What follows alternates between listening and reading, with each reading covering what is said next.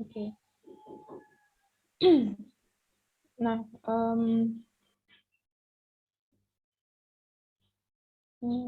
sebentar ini hostnya kan saya ya, tapi kok saya nggak bisa nge-record ya? Oh, oke. Oke, itu ya Bapak Ibu untuk zakat principle. Nah, kita balik lagi ke materinya.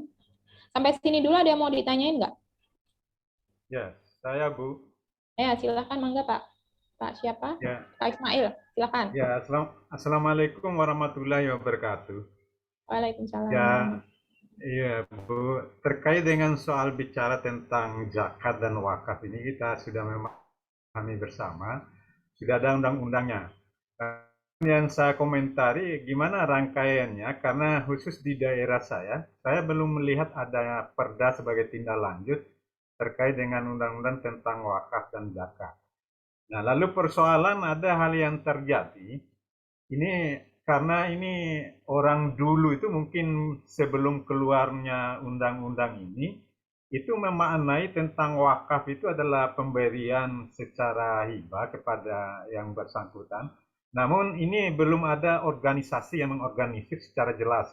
Nah, yang terjadi itu ada apa perubahan soal yang diwakafkan. Itu misalnya ada tanah dulu itu oleh orang tua itu memberikan wakaf untuk pembangunan kantor desa. Nah, dengan proses perkembangan zaman ya yang akhir ini sehingga lokasi itu tidak lagi strategis untuk kantor desa, akhirnya dilakukan pembangunan ke lokasi yang lain.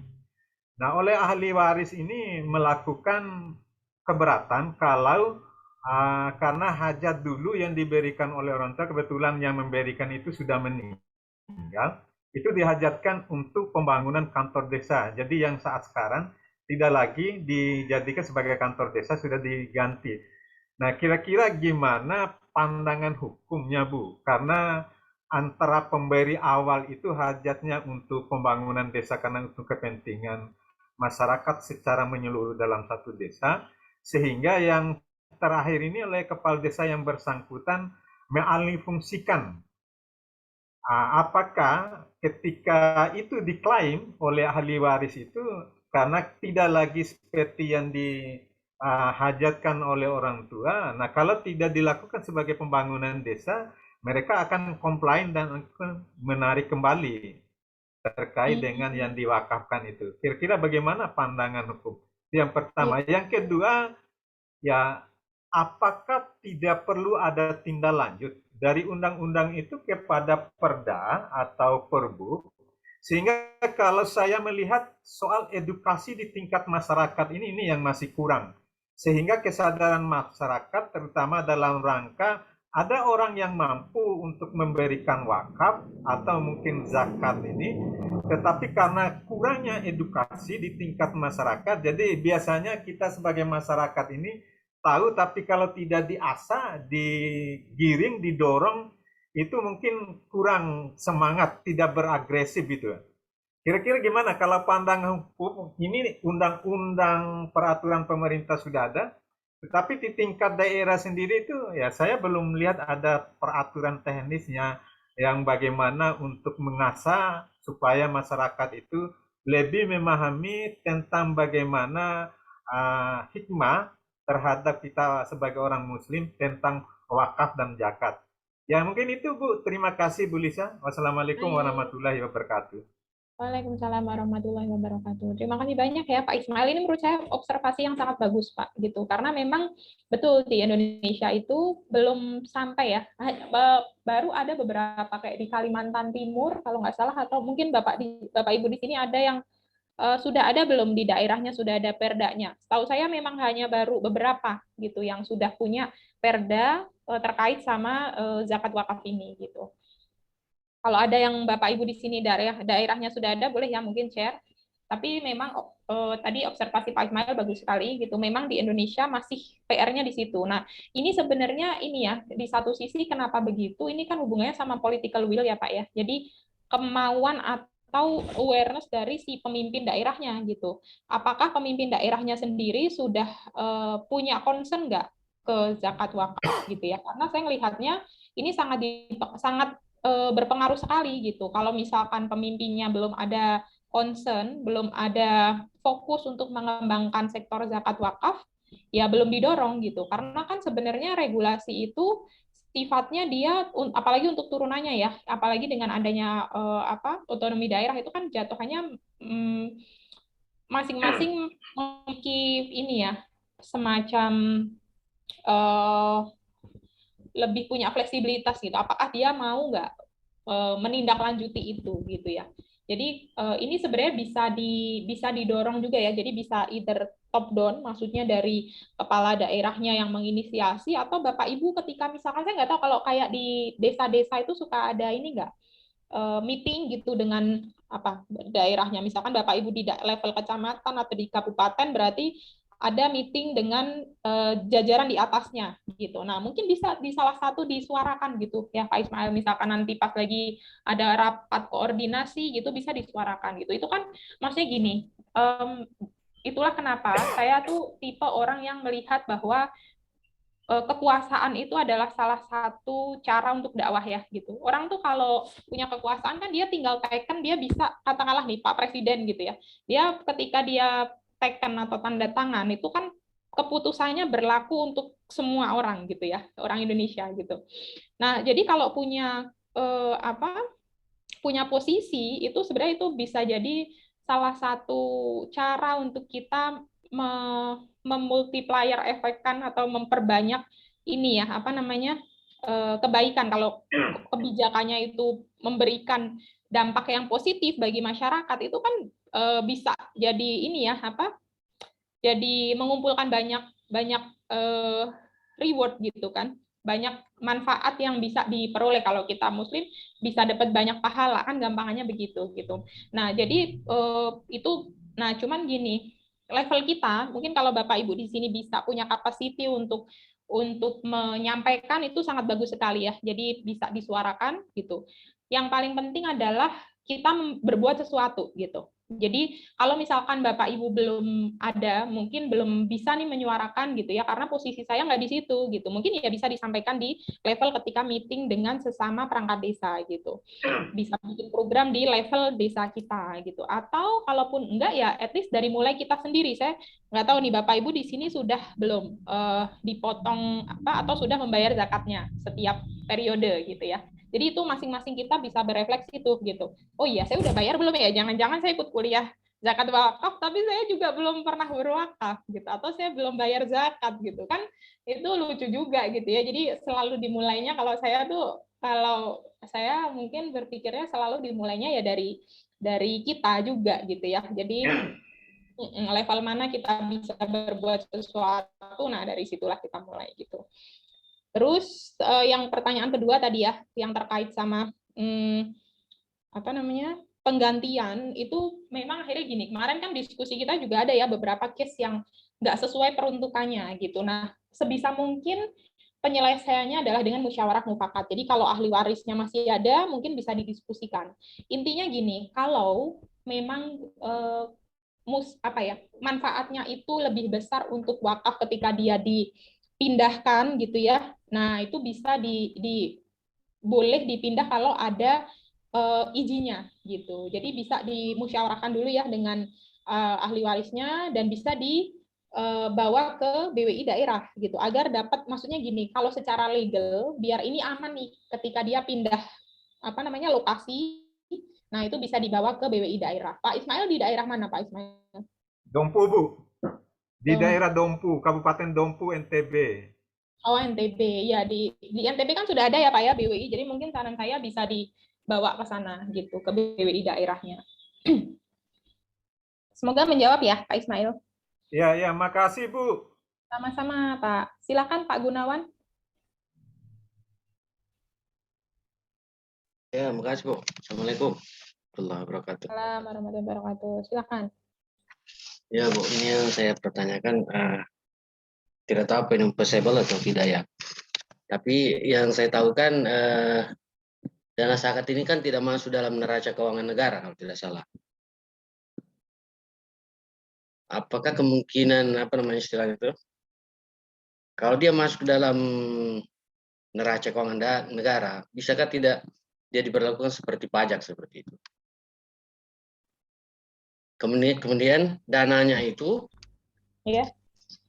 murni kita apa istilahnya salurkan untuk jaminan sosial, bukan untuk pembiayaan proyek nasional atau infrastruktur nasional, tidak. Tapi khusus untuk jaminan sosial untuk menggantikan semacam BPJS itulah. Mungkin seperti itu. Terima kasih. Terima kasih. Pak Gunawan di daerah mana, Pak Gunawan? Puncak, Bu. Papua. Di sini tidak ada amil zakat, tidak ada sama sekali, masjid pun tidak ada, Bu. Oh, ya, Masya Allah. Oke, ini bagus sekali ya Pak Gunawan ya. Jadi ini kalau di neraca, maksudnya ketika untuk masuk ke APBN gitu ya, ke pelaporan negara itu kan memang akhirnya ada ini ya, memang harus ini juga balik lagi nih ke political will pemerintah gitu ya. Apakah bisa kalau di masa dulu, kalau kita flashback ke masa dulu loh, zakat wakaf ini memang bagian dari fiskal negara gitu. Kalau di masa yang lalu gitu ya. Nah, di Indonesia memang akhirnya untuk saat ini belum masuk ke fiskal gitu ya. Tapi saya melihatnya ada kemungkinan ke arah sana gitu. Karena pemerintah kan saat ini juga mulai melihat bahwa potensi Ziswaf ini besar sekali gitu.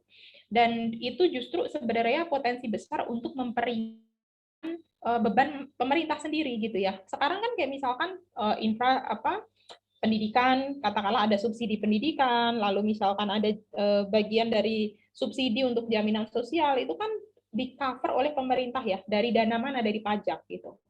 Cuman akhirnya gini sih, sebenarnya ini memang lebih ke, saya melihatnya ini lebih ke keputusan politik ya, tarik-tarikannya gitu.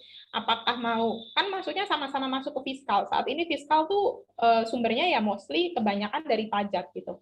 Ini kan tarik-tarikan, kalau misalkan orang katakanlah membayar, ini kan di Indonesia sekarang lagi diupayakan ya, gimana agar ketika orang nanti bayar zakat itu dia udah bisa jadi pengurang bayar pajaknya gitu. Sekarang kan posisinya jadi pengurang dana kena pajak gitu, tapi belum jadi pengurang pajak itu sendiri gitu. Katakanlah saya kewajiban pajak saya 5 juta gitu.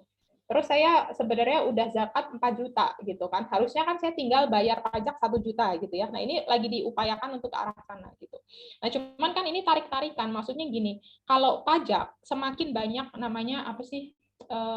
Ada tuh setiap tahun tuh pemerintah ngitung juga berapa sih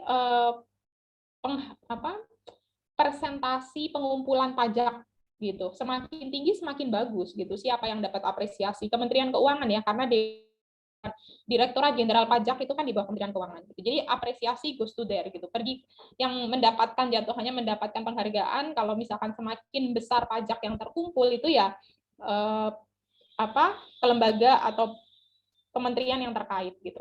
Nah, kalau zakat wakaf ini kan ke Kementerian Agama ya gitu. Jadi ketika misalkan semakin banyak nih penghimpunannya gitu ya, berarti kan asumsinya kinerjanya semakin bagus kayak gitu ya, yang dapat apresiasi siapa? Kementerian Agama gitu. Jadi ini masalah tarik menarik sih, maksudnya siapa yang mau mengakui gitu. Tapi secara umum itu adalah sebenarnya kalau saya pribadi juga setuju dengan yang tadi usulan disampaikan sama Pak Gunawan ya gitu. Mungkin ke depan bisa juga nih Pak diangkat jadi topik riset ya terkait sama visibility atau kemungkinan bagaimana ketika tadi dana zakat wakaf itu menjadi skema jaminan sosial, khususnya bisa studi kasus di daerah Bapak sendiri gitu, karena kan belum ada gitu. Bagaimana itu bisa mengcover jaminan sosial? Menurut saya itu ide yang sangat baik ya. Maksudnya ketika bisa mengcover, karena sekarang kayak misalkan BPJS ini cuma sekarang kok udah nggak rame ya. Tempo hari kan sempat BPJS rugi gitu kan, itu belum bisa mengcover apa namanya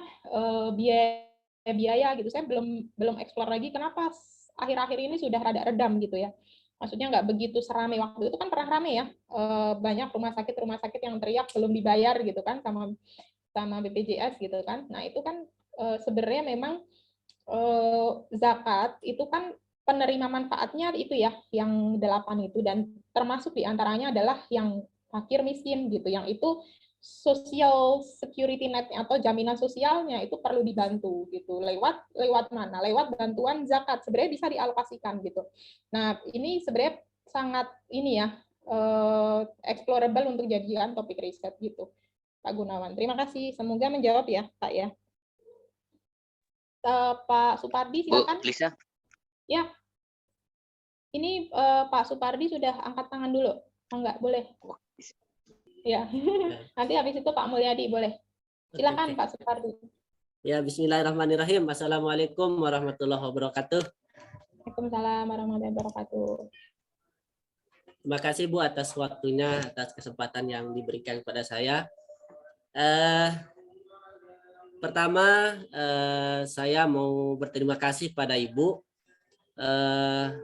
karena telah membuka pikiran saya pribadi terkait masalah zakat ini. Kalau kita berbicara masalah zakat ini kayaknya tidak habis-habisnya ya Bu. Ya, kalau masalah zakat ini belum kita, kalau menurut ulama nanti gimana lah itu. Ini yang paham-paham agama. Ya, yang pertama yang saya tanyakan, kami selama di desa itu tidak pernah sosialisasi masalah zakat. Nah, ini yang tempat terima kasih yang saya kepada Ibu bisa membuka pikiran kami. Tetapi karena kami di desa itu karena terbatas dengan aturan, ini Bu ya, aturan yang membatasi kita tentang penggunaan prioritas penggunaan dana desa. Nah, itu makanya kami di desa kayaknya sulit untuk menganggarkan sosialisasi masalah zakat ini Bu. Ya. Itu saja kayaknya Bu, saya cuma berterima kasih, tapi nanti kami bisa sampaikan ke Pak Kades kami, mudah-mudahan bisa ada jalan untuk sosialisasi masalah zakat ini. Terima kasih Bu. Assalamualaikum warahmatullahi wabarakatuh. Baik, terima kasih Pak Supardi. Kalau boleh tahu biasanya prioritasnya utamanya untuk apa Pak yang existing?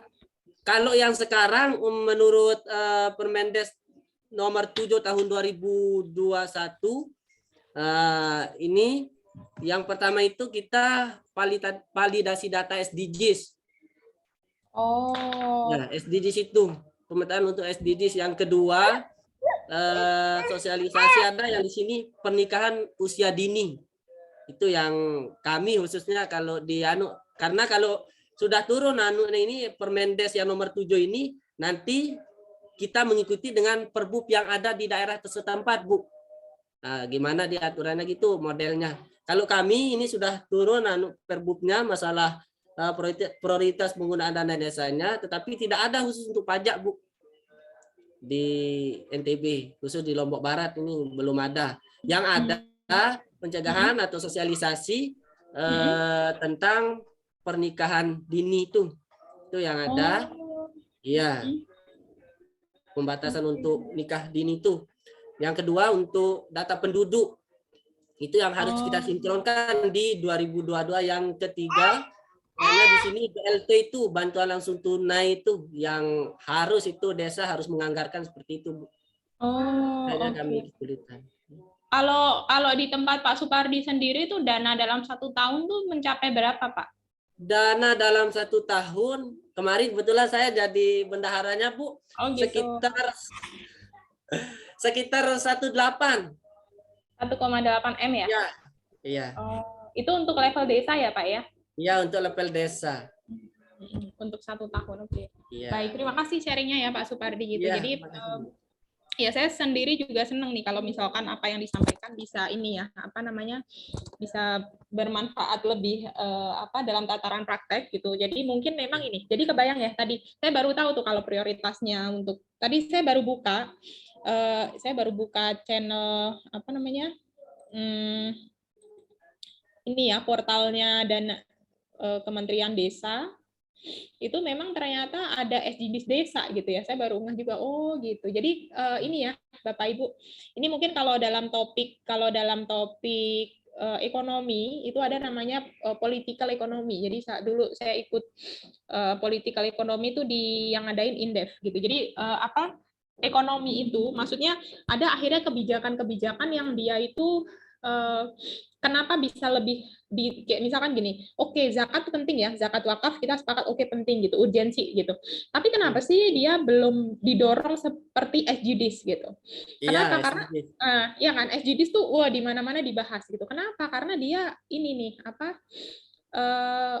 jatuhannya ada kayak top down ya, maksudnya Indonesia harus comply juga nih di level dunia internasional gitu kan, jadi harus mengikuti SDGs yang dipropos sama UNDP gitu kan. Jadi akhirnya karena Indonesia sudah komitmen, termasuk ini ya Bapak Ibu mungkin nanti di desa juga akan kebawa atau adalah dampaknya ke sana gitu ya, terkait sama program kerja, terkait sama ratifikasi Paris Agreement untuk climate change gitu. Jadi akhirnya gini, Indonesia itu kan kayak kita satu negara itu kita ini ya kayak bersosialisasi lah di dunia level internasional gitu. Akhirnya kadang kita harus mengikuti di level global sana ngomong apa gitu. Kita harus ngikutin, termasuk SDGs ya gitu. Akhirnya di desa-desa diarahkan harus ada prioritas ke sana. Nah itu kenapa sebenarnya saya melihatnya ini salah satu yang bagus ya. Kenapa wakaf core principle, zakat core principle itu dipropos di level bukan cuma Indonesia gitu. Makanya kan tadi dokumennya dalam bahasa Inggris ya Bapak Ibu. Kenapa? Karena saya melihatnya ini mau diarahkan ke sana gitu. Maksudnya ke arah yang biar bukan cuma Indonesia nih yang apply, tapi nanti negara-negara lain juga akhirnya menyepakati bahwa zakat wakaf itu penting gitu ya. Tata kelolanya juga harus diperbaiki gitu, sehingga nanti kalau ada satu kebijakan yang disepakati bersama di level internasional itu, oh iya Indonesia harus juga prioritas ke sana gitu. Jadi saya melihatnya begitu, Pak. Ini bagian kalau mata kuliah nih menarik ya. Saya sendiri interest gitu untuk belajar karena gini, satu kebijakan apalagi kalau Bapak Ibu yang di perangkat desa paham ya, akhirnya sedikit banyak itu memang ada pengaruh dari sisi politisnya gitu ya, implementasi kebijakan itu gitu. Jadi makanya mata kuliahnya yaitu political economy. Kemarin waktu sesi sebelumnya kan sempat dibahas ya, ekonomi politik ya dengan Pak Saiful gitu. Jadi itu ya sedikit. Terima kasih Pak Supardi ya. Sedikit kemarin kami juga nih sekedar sharing aja ya Bu. Silakan. Ya, terkait masalah SDGs ini, walaupun dia prioritas penggunaan dana desa, dari 2020 sebenarnya kemarin, kami di desa itu kemarin menganggarkan khusus untuk SDGs itu ada sekitar 60-an, Bu. 60 jutaan. Khusus untuk SDGs ini belum dari pendatanya. Tapi menariknya, di POM-POM yang saya ikuti di SDGs itu sangat bagus. Jadinya kita bisa melihat warga kita itu lebih detail lagi itu di SDGs ini. Tapi ada kendalanya di SDGs ini. Kemarin pas operator-operator yang dianggarkan di desa itu rata-rata keluhannya kesulitan bisa masuk di link itu, di link SDGs itu. Bahkan sering sekali gangguan masalah, enggak tahu kami kalau karena ini kan programnya presiden lah istilahnya, saya nggak bisa jawab ya seperti itu kalau di situ, karena rata-rata operator itu keluhannya ke desa pas penginputan itu jarang ada yang masuk. Makanya kami terpaksa di desa itu membuatkan dia khusus Google Form khusus untuk mengisi-ngisi untuk operator itu solusi kami di desa. Makanya kami kalau lihat data satu kakak di desa itu bisa kita akses gitu caranya.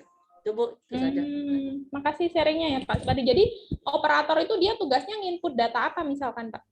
Oh, dia itu nginput data per kakak, bahkan per orang yang ada di desa itu. Itu yang dimasukkan ke SDGs itu Bu. Dari segi rumahnya gimana, dia pakai tembok, pakai pagar, semuanya itu dimasukkan di itu. Makanya satu orang itu di satu hari itu kadang operator ini dapat 2 atau 3 dari, bayangkan Bu, dari batas waktu kami di desa itu dibatasi 1 bulan untuk entry data. Nah, sedangkan dalam 1 hari ini kita dapat itu sekitar 5, itu paling banyak. Itu satu orang yang kita masukkan itu per satu orang. Itu berarti dananya dari tadi ya yang alokasi dana desa itu bayar operator itu. Iya, tetap didanai dari desa. Belum kertasnya, kotanya sampai itu kita biayai. Terkait ini, saya coba sedikit menjawab Pak Supardi. Iya, silakan. Menambahkan Ibu. Saya Jumasri Bu dulu ya. Siapa ini Bu? Silakan. Pak Juwasri. Oh siap. Silakan Pak Jumasri. Iya, Baik. Pak Jumasri. Mungkin saya sedikit menambahkan terkait yang disampaikan oleh Pak Supardi tadi.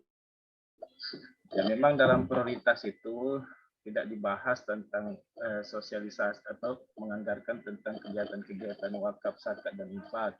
Tapi kalau kita berbicara dengan SDGs, jangan salah dulu Pak, Kementerian Desa itu sudah mengeluarkan juknis terkait desa inklusif. Nah, desa inklusif ini berkaitan dengan disabilitas, kemudian para janda-janda, dan semuanya dikasih ruang untuk berpendapat tentang kegiatan apa saja yang Anda inginkan untuk dianggarkan di dana desa.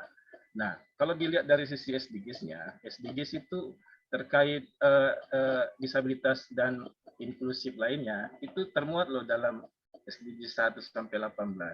Jadi memahami SDGs itu tidak bisa secara kasat mata begitu. Jadi kita harus melihat dengan metode wawasan yang luas. Terus, nah, kemudian yang kedua, mohon izin Bu Lisa, terkait wakaf mungkin, zakat mungkin, ya. Kalau saya melihat di sini ada banyak lembaga amil zakat yang dinaungi Basnas setelah melaksanakan kegiatan-kegiatan ini. Nah, apakah bisa misalkan di desa membentuk lembaga zakat sendiri, tapi penyalurannya untuk di desa itu sendiri, gitu. Nah, jadi siklusnya itu tidak kemana-mana gitu. Mungkin itu saja. Baik. Terima kasih. Waalaikumsalam. Pak Jumasri di daerah apa? Kalau boleh tahu. Saya di Kalimantan Utara, Kabupaten Nunukan.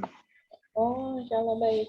Terima kasih Pak ya untuk feedbacknya. Jadi betul saya setuju gini. Jadi makanya kalau saya sebenarnya melihatnya gini. SDGs, maksudnya gini, ini kan memang orang tuh ngomongin SDGs ya, Sustainable Development Goals. Dulu tahun 2000 yang sebelum jadi SDGs kan Millennium Development Goals gitu ya. Sebenarnya ada beberapa kajian yang melihat bahwa SDGs ini lebih align gitu dengan prinsip-prinsip dalam Islam gitu. Ini mungkin mata kuliah lain ya bisa dibahas satu semester sendiri ini bahasanya terkait sama SDGs from Islamic worldview gitu ya. Kalau saya melihatnya kita sebenarnya tidak bisa mengambil manfaat dari program yang ada, betul banget gitu.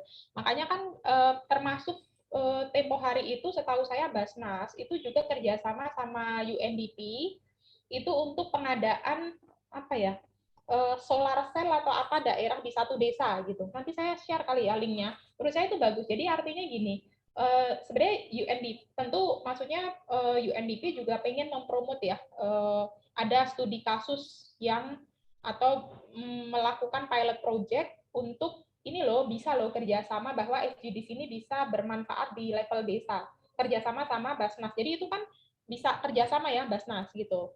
Kemarin saya dan tim saya kan saat ini dapat amanah untuk jadi koordinator gerakan Green Wakaf. Tempo hari kami juga meeting sama UNDP untuk mereka lagi ada proses seleksi gitu ya. Untuk kita mempromosikan bagaimana gerakan Green Wakaf ini dikerjasamakan sama program SDGs gitu di UNDP Indonesia.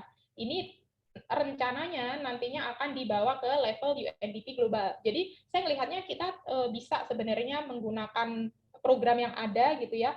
Mungkin ini kalau Bapak Ibu di lapangan bisa lebih tahu gitu dari mana akhirnya punya celah untuk bisa mengadakan program yang kayak misalkan tadi sosialisasi nggak harus benar-benar dari sosialisasinya alokasinya uang dari Kemenak gitu ya, tapi bisa memanfaatkan dari yang dana yang ada gitu untuk mengemas bahwa sosialisasi ini juga bisa bermanfaat karena kan pada ujung-ujungnya itu kembalinya ke desa ya. Fokusnya kan sebenarnya di situ bagaimana agar program-program itu bisa memberikan manfaat sebanyak-banyak untuk desa gitu. Jadi saya setuju banget tadi yang disampaikan sama Pak Jumasri gitu. Terus yang kedua, nah ini Pak yang dulu diprotes sama banyak kelas-kelas itu terkait sama yang undang-undang tahun 2011 itu terkait sama itu. Karena sifatnya centralized. Jadi semua yang ada di level-level daerah itu harus dibawa dulu ke pusat gitu. Saya belum explore ya lebih lanjut apakah teknisnya benar-benar harus ketika misalkan nih Basnas provinsi, Basnas kota itu apakah nantinya saya belum baca apa namanya detail kebijakan internalnya, apakah memang harus disetel literally gitu atau bisa dialokasikan ke daerah gitu ya. Mungkin ini bisa juga nanti jadi bahan ini ya, jadi bahan diskusi untuk next gitu ya, bagaimana mungkin kita melihat implementasinya gitu. Cuman konsep tadi yang kalau boleh nggak kita di daerah terus ke daerah dulu, itu adalah konsep yang di undang-undang sebelum revisi tahun 2011 gitu. Makanya waktu tahun 2011 itu undang-undang pengelolaan zakat itu diprotes karena sifatnya yang sentralisasi, harus dibawa dulu ke pusat gitu. Nah, itu yang bisa jadi bahan diskusi tersendiri ya menurut saya Pak Jumasri gitu. Memang maksudnya konsep yang tadi Pak Jumasri sampaikan yang dulu berjalan ya begitu gitu. Sebelum adanya undang-undang yang 2011 itu. Gitu. Ya, terima kasih penjelasannya bisa. Baik. Mungkin ini ya, kita lanjut dulu ya. Ini ada ini Pak Syarifudin sama Pak Agustar, saya mohon izin kita lanjut materi dulu. Nanti kita saya nanti ini ya noted nih untuk memberikan kesempatan pertanyaan. Boleh Baik, ya Pak Bu, ya? lanjut dulu. Baik. Oke. Nah, ini tadi yang terkait sama zakat ya, gitu. Jadi, nah selain zakat core principle, Bapak Ibu ada juga akuntansi zakat. Jadi ini mungkin bisa jadi tugas lanjutan ya, nanti tugas yang kedua itu untuk melihat laporan keuangan dari lembaga wakaf gitu. Jadi kalau kemarin kan PR-nya tugas yang pertama itu kan tugasnya kan Bapak Ibu melihat dari sisi strategi penghimpunannya ya gitu. Nah, nanti kita bisa mengevaluasi dari sisi kinerjanya termasuk laporan keuangan gitu. Nah, kalau di Indonesia ini kan ada namanya Ikatan Akuntan Indonesia. Ini untuk spesifikasi yang dia memberikan panduan untuk pembuatan laporan keuangan. Jadi lembaga zakat itu kan perlu bikin ya laporan keuangannya berdasarkan PSAK 109. Nah, kalau di level global ini sebagai informasi ya Bapak Ibu gitu, bahwa ada namanya standar setter, ini base-nya di Bahrain, AOV. Jadi kalau ini lembaga dia lembaga ini mengeluarkan standar juga, sifatnya nggak mandatori ya. Jadi dia ada beberapa negara, khususnya negara yang di Timur Tengah, karena ini kan lokasinya di Timur Tengah ya, beberapa negara yang dia mengadopsi standar yang dikeluarkan oleh AOV. Kalau di Indonesia sendiri dia nggak mengadopsi gitu, jadi sifatnya voluntary aja, sukarela. Kalau ada lembaga yang mau pakai menggunakan referensi ini boleh gitu ya sebagai panduan, tapi sifatnya nggak wajib gitu. Ini sebagai informasi ya AOV. Nah, itu tadi yang zakat. Ini kalau di wakaf juga sama ya, ada wakaf core principle. Ini 2018 diluncurkannya. Kalau ini ada bahasa Indonesianya nih. Kalau Bapak Ibu cari wakaf core principle bahasa Indonesia, itu kayaknya ada dokumennya. Terus sama ya, akuntansi terkait untuk lembaga wakaf juga sudah ada, PSAK 112 ini. Cuman memang ini mulai berlaku tahun ini 2021. Jadi kalau Bapak Ibu nanti tahun depan coba cari contoh laporan keuangannya, mungkin ada beberapa lembaga yang sudah pakai ya PSAK ini. Ini juga AOP juga udah mengeluarkan yang standar untuk wakaf. Ini juga sifatnya voluntary ya Bapak Ibu. Jadi bisa diikuti bisa enggak wajib. Oke. Nah, kita akan masuk ke konsep indeks zakat nasional. Jadi ini dulu dikeluarkan tahun 2016 ya sama Basnas, Pusat Kajian Strategisnya Basnas. Tujuannya untuk apa? Jadi intinya indeks zakat nasional ini ditujukan untuk mengukur bagaimana sih kinerja kondisi perzakatan nasional di Indonesia. Jadi dia sifatnya mengukur secara agregat ya, satu negara Indonesia gitu, tapi dia bisa juga diimplementasikan per daerah gitu. Makanya nanti kita kalau coba lihat laporannya itu sebenarnya masing-masing daerah juga mengukur, terus nanti ratakan kembali untuk level nasional gitu. Jadi pengen dengan adanya indeks zakat nasional ini, itu harapannya bisa mengukur ada perbaikan nggak sih dari tahun ke tahun gitu ya. Tadi kalau kita melihat yang di slide awal itu kan trennya memang naik gitu. Tapi mana lembaga yang lebih bagus? Katakanlah misalkan di Jawa Tengah, Jawa Timur, Jawa Barat, mana yang kinerjanya lebih bagus gitu kan. Nah, itu pakai indeks ini gitu untuk menghitungnya. Jadi secara level nasional itu pengen juga mengukur kontribusi zakat itu seperti apa sih gitu sebenarnya untuk perekonomian nasional gitu. Nah, ini poin-poinnya ya. Jadi indeks zakat nasional itu secara garis besar dia dibagi, maksudnya gini, ada dimensi makronya. Makro itu artinya dia yang levelnya level negara gitu. Ada nggak regulasinya atau levelnya yang sifatnya itu dia berlaku umum. Maksudnya ada regulasinya nggak, terus ada dananya nggak, dana anggarannya gitu. Di level nasional atau kalau nanti diturunkan ke level provinsi ya berarti di level provinsi gitu ya. Terus terkait sama datanya seperti apa gitu. Nah, ini ada detailsnya ya Bapak Ibu, ini bisa dibaca misalkan ya, kayak misalkan database-nya berapa sih jumlah lembaga zakat yang ada di daerah tersebut gitu ya, misalkan di provinsi Kalimantan gitu, Kalimantan Timur gitu ya, Kalimantan Utara. Nah, itu berapa sih jumlahnya muzakinya kayak gitu ya. Jadi itu beberapa indikator yang dipakai di makro. Ini yang di mikro dia ada kelembagaannya gitu ya. Jadi dan ini poin-poin yang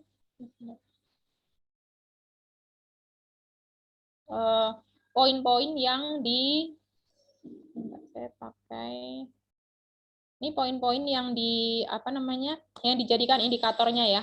Bagaimana penghimpunannya, pengelolaan, penyaluran ya, pelaporan. Nah, ini pelaporan juga satu hal yang penting. Sama tata kelolanya ya, CIBES. CIBES ini dia dikembangkan oleh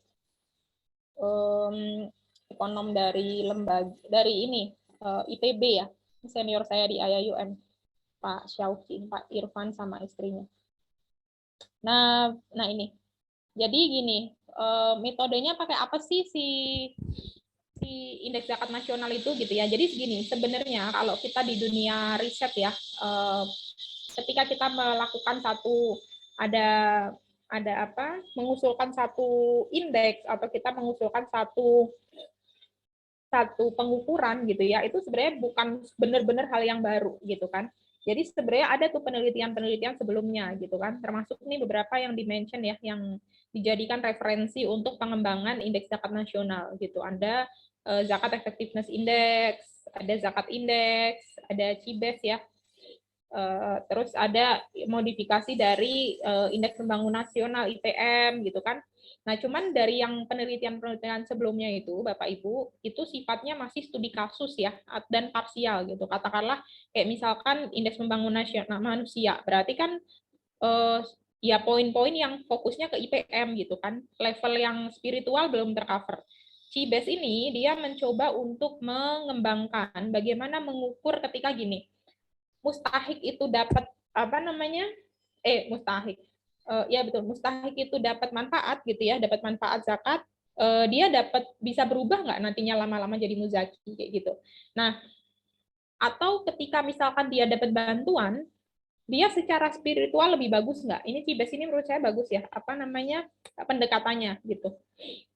Jadi mengukur, karena gini, kalau dalam konsep Islam, miskin itu kan bukan cuma miskin harta ya, gitu. Ada orang yang mungkin dari harta nggak kurang lah, tapi dari sisi spiritual gitu dia kurang gitu ya. Jadi ada nggak ketika dia dapat bantuan alokasi dana zakat, itu dia lebih jadi orang yang baik nggak dari sisi akhlak gitu. Itu ada indikatornya gitu. Ini menurut saya menarik. Nah, metodenya sendiri, jadi indeks zakat nasional itu dia disusun pakai metode mixed method. Mixed method itu ada nggak Bapak Ibu yang pernah riset dulu pakai mixed method? Ada yang familiar sama metode mixed method? Belum ya? Belum tahu, Bu. Nah, jadi metode mixed method ini sebenarnya dia metode penelitian yang mengkombinasikan antara penelitian kuantitatif.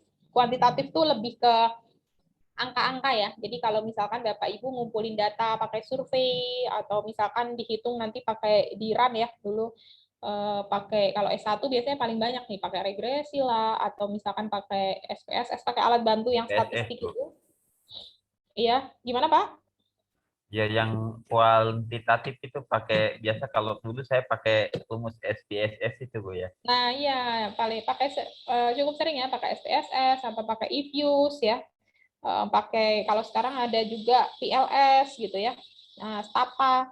Nah, itu pakai yang dari sisi kuantitatifnya gitu. Nah, mixed method ini dia mengkombinasikan antara kuantitatif dan yang kualitatif. Nah, kualitatif ini jadi riset yang dia lebih mau mengcapture isu di lapangan seperti apa gitu ya. Jadi beberapa di antaranya itu ada pakai misalkan interview ya, wawancara atau misalkan FGD. FGD itu ada beda sama kalau interview biasanya one on one ya, ada one on one in-depth interview. Jadi katakanlah saya wawancara sama Bu Siti gitu ya atau Pak Rahmat gitu. Jadi sebagai perangkat desa gitu. Itu biasanya kan satu ya wawancara one on one. Tapi kadang juga ada grup interview gitu. Grup itu ya saya mau wawancarain mungkin lebih dari satu orang. Nah, kalau FG di sini fokus group discussion ini sifatnya diskusi di satu kelompok. Jadi biasanya yang datang itu adalah orang yang dianggap dia punya keahlian atau punya skill di situ gitu. Jadi nih ya nanti ini bisa di ini yang di sini nih kualitatifnya. Jadi yang metode kualitatifnya itu untuk menyusun komponennya. Maksudnya gini, apa aja sih faktor-faktor yang tadi ya perlu dimasukkan nih? Kayak dari sisi kelembagaannya, regulasi. Ini tuh kumpulan dari penelitian-penelitian sebelumnya ditambah sama diskusi waktu FGD-nya gitu ya. Waktu FGD ini gitu. Nah, nanti baru bobotnya itu pakai kuantitatif gitu. Nah, jadi tadi kan disampaikan ya, ini ada dimensi makronya, ada dimensi mikronya gitu. Jadi bisa diaplikasikan di level nasional Indonesia ataupun di level provinsi atau di daerah ya. Gitu. Nah, ini ini flow-nya ya Bapak Ibu ketika ngumpulin penelitian sebelumnya gitu ya. Kita kalau riset kan selalu mulai dari ngumpulin nih yang sudah ada apa sih gitu. Tujuannya apa? Biar enggak kita melakukan hal yang sama. Kalau udah pernah dilakukan oleh peneliti sebelumnya, sebenarnya kan kita tinggal melanjutkan ya gitu atau kita memperbaiki penelitian yang sudah ada. Jadi nggak mulai dari nol banget gitu. Nah, terus kita yang dilakukan setelah itu desk study ini jadi sebenarnya ngumpulin literatur gitu ya, literatur review, terus FGD dan expert judgment. Ini waktu itu FGD-nya berapa 2 kali ya. Emang enak kalau bikin ini kan Basnas ya. Basnas kan punya logo Garuda nih. Jadi kalau bikin undangan biasanya lebih manjur gitu ya, ngundang orang untuk datang hadir di FGD gitu ya. Jadi bisa berpartisipasi dalam riset ini gitu. Untuk mendiskusikan tadi usulan ini komponen dari indeks zakat nasional gitu. Dan sifatnya ini terus diperbaiki ya Bapak Ibu. Jadi misalkan nih poin-poinnya ini tapi nanti ada bobotnya. Nah, ini untuk menghitung pebobotannya. Misalkan katakanlah regulasi itu dapat porsi berapa persen. Katakanlah oke, dianggap bahwa regulasi itu mungkin 20% gitu ya dapat alokasinya untuk pembobotannya. Jadi kalau regulasinya bagus gitu, oke dia mungkin berkontribusi 20% terhadap indeks zakat nasional gitu. Ini sifatnya discussable ya Bapak Ibu. Jadi maksudnya bukannya yang harga mati gitu ya. Tapi bisa diupdate secara berkala gitu. Itulah kenapa ada indeks zakat nasional 2.0 gitu kan, itu diupdate secara berkala. Nah, setelah itu baru dihitung. Nah, ini nih, setelah tadi ya dihitung pakai yang rumus ini masing-masing dimasukin gitu ya. Bobotnya itu sampai di bobot ini. Jadi katakanlah regulasi nih bobotnya oke 0,3 gitu ya. APBN, kalau misalkan dia ada nih dana APBN di daerah tersebut untuk zakat gitu ya, untuk mendorong orang membayar zakat gitu, either pakai untuk sosialisasi atau lain-lain. Nah, itu ada bobotnya nih. Gitu. Nah, ini tinggal di total aja ya. Ini harusnya totalnya ini satu, terus nanti dibagi 2. Nah, terus ini kita nggak ngitung ya, Bapak Ibu, ini yang ngitung Basnas. Jadi nanti kita bisa lihat laporannya, ada contoh laporannya nanti. Ini diperbaiki secara berkala ya. Tahun 2020 tuh ada update komposisi. Jadi ini bobotnya, ini bobot yang tahun 2016 ya. Ada update-nya gitu. Tapi secara variabel poin-poinnya di sini sih masih mirip ya. Nah, ini nih saya ambil contoh hasilnya implementasi indeks zakat nasional tahun yang terakhir, tahun 2020. Nah, jadi kita bisa tahu gimana sih kinerjanya tahun 2020 ini gitu ya, bisa dilihat nih. Oh, tahun 2020 itu ada 302 nih Basnas daerah yang berpartisipasi. Jadi belum semuanya ikut ya Bapak Ibu. Tadi OPZ di Indonesia tahun 2018 kan ada 600 ya. Ini baru separuhnya nih yang ikut berkontribusi dalam pelaporan ini gitu ya. Nah, nih dari provinsi. Terus nih hasilnya gimana? Hasilnya dari indeks zakat nasional itu ternyata skornya baru 0,49. Ini kalau 0,49 masuknya dia ke cukup baik. Cukup baik itu artinya lumayan lah ya kinerjanya gitu. Tapi bisa lebih baik lagi bisa gitu ya. Jadi masih ada area for improvement. Ada area yang masih bisa diperbaiki gitu. Nah, ini kalau kita lihat, oke, ini secara nasional 0,49, tapi ternyata kalau di provinsi, di breakdown, itu ternyata lebih bagus ya kinerjanya di per provinsi gitu. Jadi antar provinsi pun nanti bisa akhirnya berlomba-lomba ya. Oh, ini saya kurang tahu ya kalau di prakteknya apakah terus ada dapat hadiah gitu ya, ada dapat award gitu ya. Mungkin daerah yang provinsi yang bagus dapat award, ini kayaknya bisa mendorong karena kalau bagus kan kepala daerahnya juga dapat nama ya. Oh, bagus nih jadi provinsi yang paling bagus nih dari berdasarkan indeks zakat nasionalnya gitu. Nah, mungkin saya mau share sedikit terkait sama sebelum ke situ. Oke, sebentar. Saya mau nge-share indeks zakat nasional hasilnya. Ini. Jadi biar kita kebayang.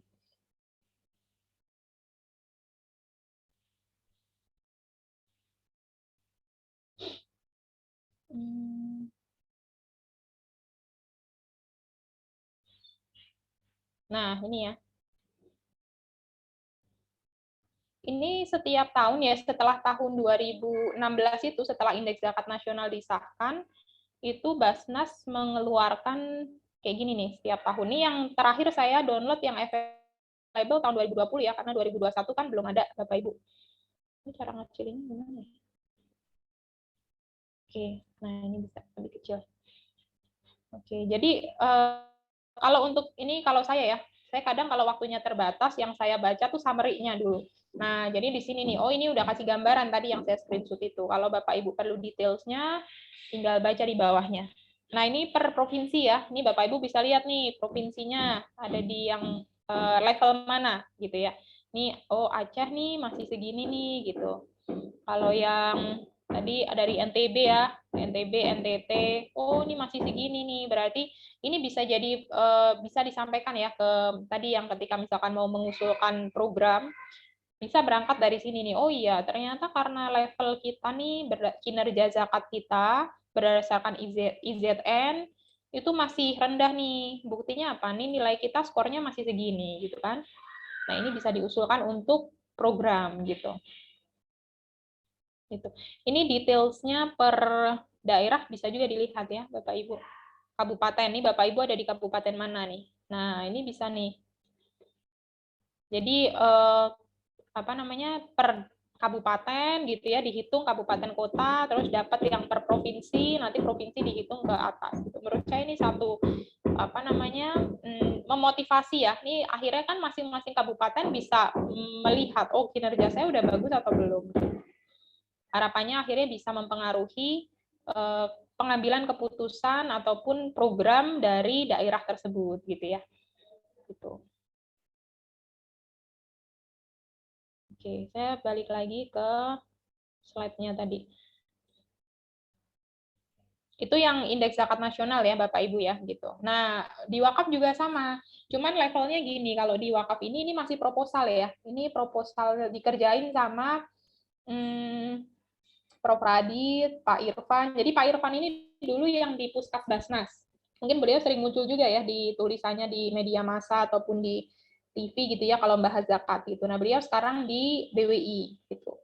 Nah, Pak Irfan, Prof. Radit, terus ada beberapa Prof. Solihin ya.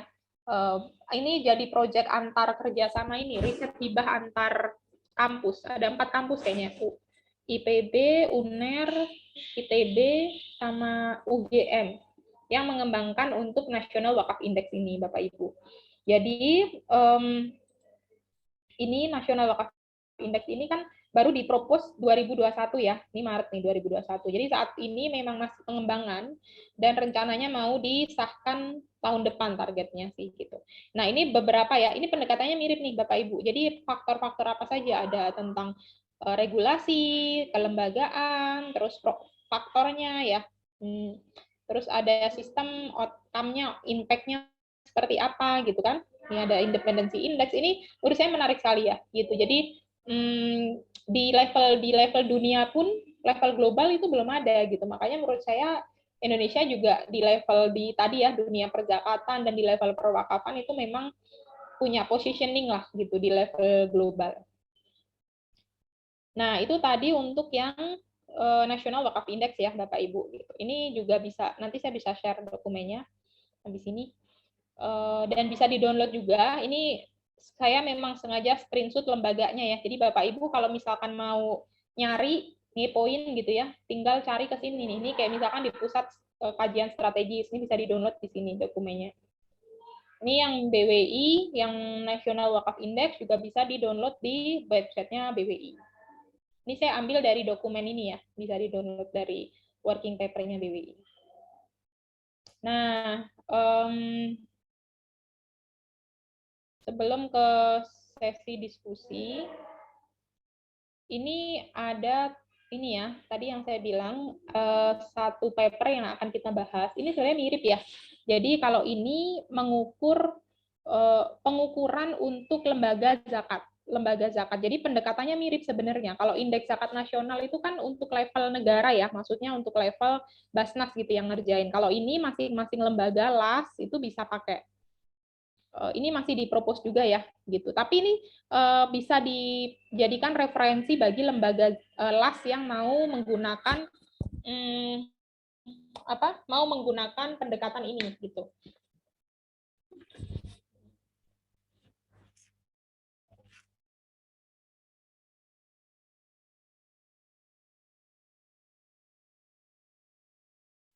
Ini kita coba tengok ya. Paper ini nanti detailsnya Bapak Ibu bisa download juga. Nanti saya bisa share papernya ini. Dia di awal itu dia membandingkan. Jadi memang secara kategorisasi ya Bapak Ibu rada beda nih nature-nya. Kalau lembaga pemerintah gitu ya, lembaga pemerintah dengan lembaga non profit atau NGO ya, yayasan gitu ya. Dengan lembaga bisnis. Nih disebutkan bedanya apa sih? Karena gini, keumuman di luar sana, ketika kita ngomongin pengukuran, kalau perusahaan mah udah umum ya, maksudnya dia perusahaan bikin laporan berkala, karena ini hubungannya sama investor ya, perusahaan, apalagi kalau misalkan udah go public, itu kan wajib nih, harus memproduksi laporan keuangan secara laporan tahunan gitu ya, kewajiban. Jadi ada kewajiban untuk lapor ke publik gitu kan. Nah, ini nature-nya dijelaskan di sini. Apa sih bedanya gitu ya? Kalau perusahaan, kalau lembaga pemerintah itu sifatnya atau objektifnya dia tuh sebenarnya adalah untuk kesejahteraan umum gitu ya. Kesejahteraan umum. Kalau non-profit NGO itu ya benefit dari kliennya atau misalkan penerima manfaatnya lah gitu ya. Kalau bisnis ya memang orientasinya profit. Ini bisnis yang kapitalis ya, Bapak Ibu. Kalau bisnis di dalam Islam betul sih profit penting gitu ya, tapi juga perlu memperhatikan kebaikan untuk sekitarnya juga. Karena ini bisnis firm-nya ini kan karena diambil dari riset luar ya gitu, dan asumsi saya ini adalah bisnis firm pada umumnya lah, bukan Islamic business firm ya gitu. Nah, output-nya apa gitu ya? Kalau lembaga pemerintah itu kan dia biasanya punya ini ya, bisa dibilang bisa memaksa lah, kayak misalkan pajak itu kan bisa dipaksa ya, orang harus bayar pajak gitu. Lewat apa memaksanya? Lewat undang-undang atau lewat peraturan gitu ya, keputusan presiden gitu. Jadi ada peraturan yang membuat ini berlakunya tuh jadi wajib gitu. Kalau non profit sifatnya kan voluntary ya, kayak misalkan NGO. Kita contohkan misalkan kayak lembaga Ziswaf yang ada di Indonesia, yang swasta, rumah zakat, rumah wakaf, global wakaf, itu kan sifatnya ini ya, donasi. Jadi nggak ada paksaan. Orang kalau mau donasi di situ ya boleh, nggak juga nggak apa-apa kan gitu ya. Dan orang bisa memilih gitu, dia mau ke lembaga yang mana gitu kan. Terus ini beberapanya ya gitu. Jadi intinya secara umum tabel ini mau menggambarkan bahwa beda loh karakteristik dari lembaga pemerintah, NGO dan business firm gitu. Ada mungkin beberapa irisan yang mirip gitu ya. Bahwa misalkan gini, pada akhirnya lembaga wakaf NGO ataupun lembaga pemerintah ataupun business firm, kalau saya melihatnya mereka punya common karakteristik, maksudnya punya karakteristik yang sama. Apa itu? Basis mereka adalah harus menjaga kepercayaan publik gitu kan. Nah, itu satu hal. Tapi kalau mau dibilang bedanya dari masing-masing indikator ini ada loh perbedaannya. Sehingga artinya apa? Kalau kita mau mengukur kinerjanya NGO, nggak selalu kita bisa copy paste langsung dari bisnis firm gitu, perusahaan yang profit, yang orientasinya profit gitu. Harus ada modifikasinya gitu. Itulah kenapa paper ini bilang bahwa sekarang ini belum ada loh pengukuran yang kita bisa pakai untuk mengukur kinerja lembaga zakat yang individual gitu. Makanya paper ini dibikin, dia mempropos untuk pengukuran kinerjanya gitu. Nah ini ya, jadi sebenarnya kalau misalkan di lembaga non-profit itu kan ada beberapa aktivitasnya ya. Dia ada perencanaannya, terus ada manajemen pengelolaan sumber dayanya, kayak gitu kan. Jadi ini memberikan gambaran apa saja aktivitasnya. Lalu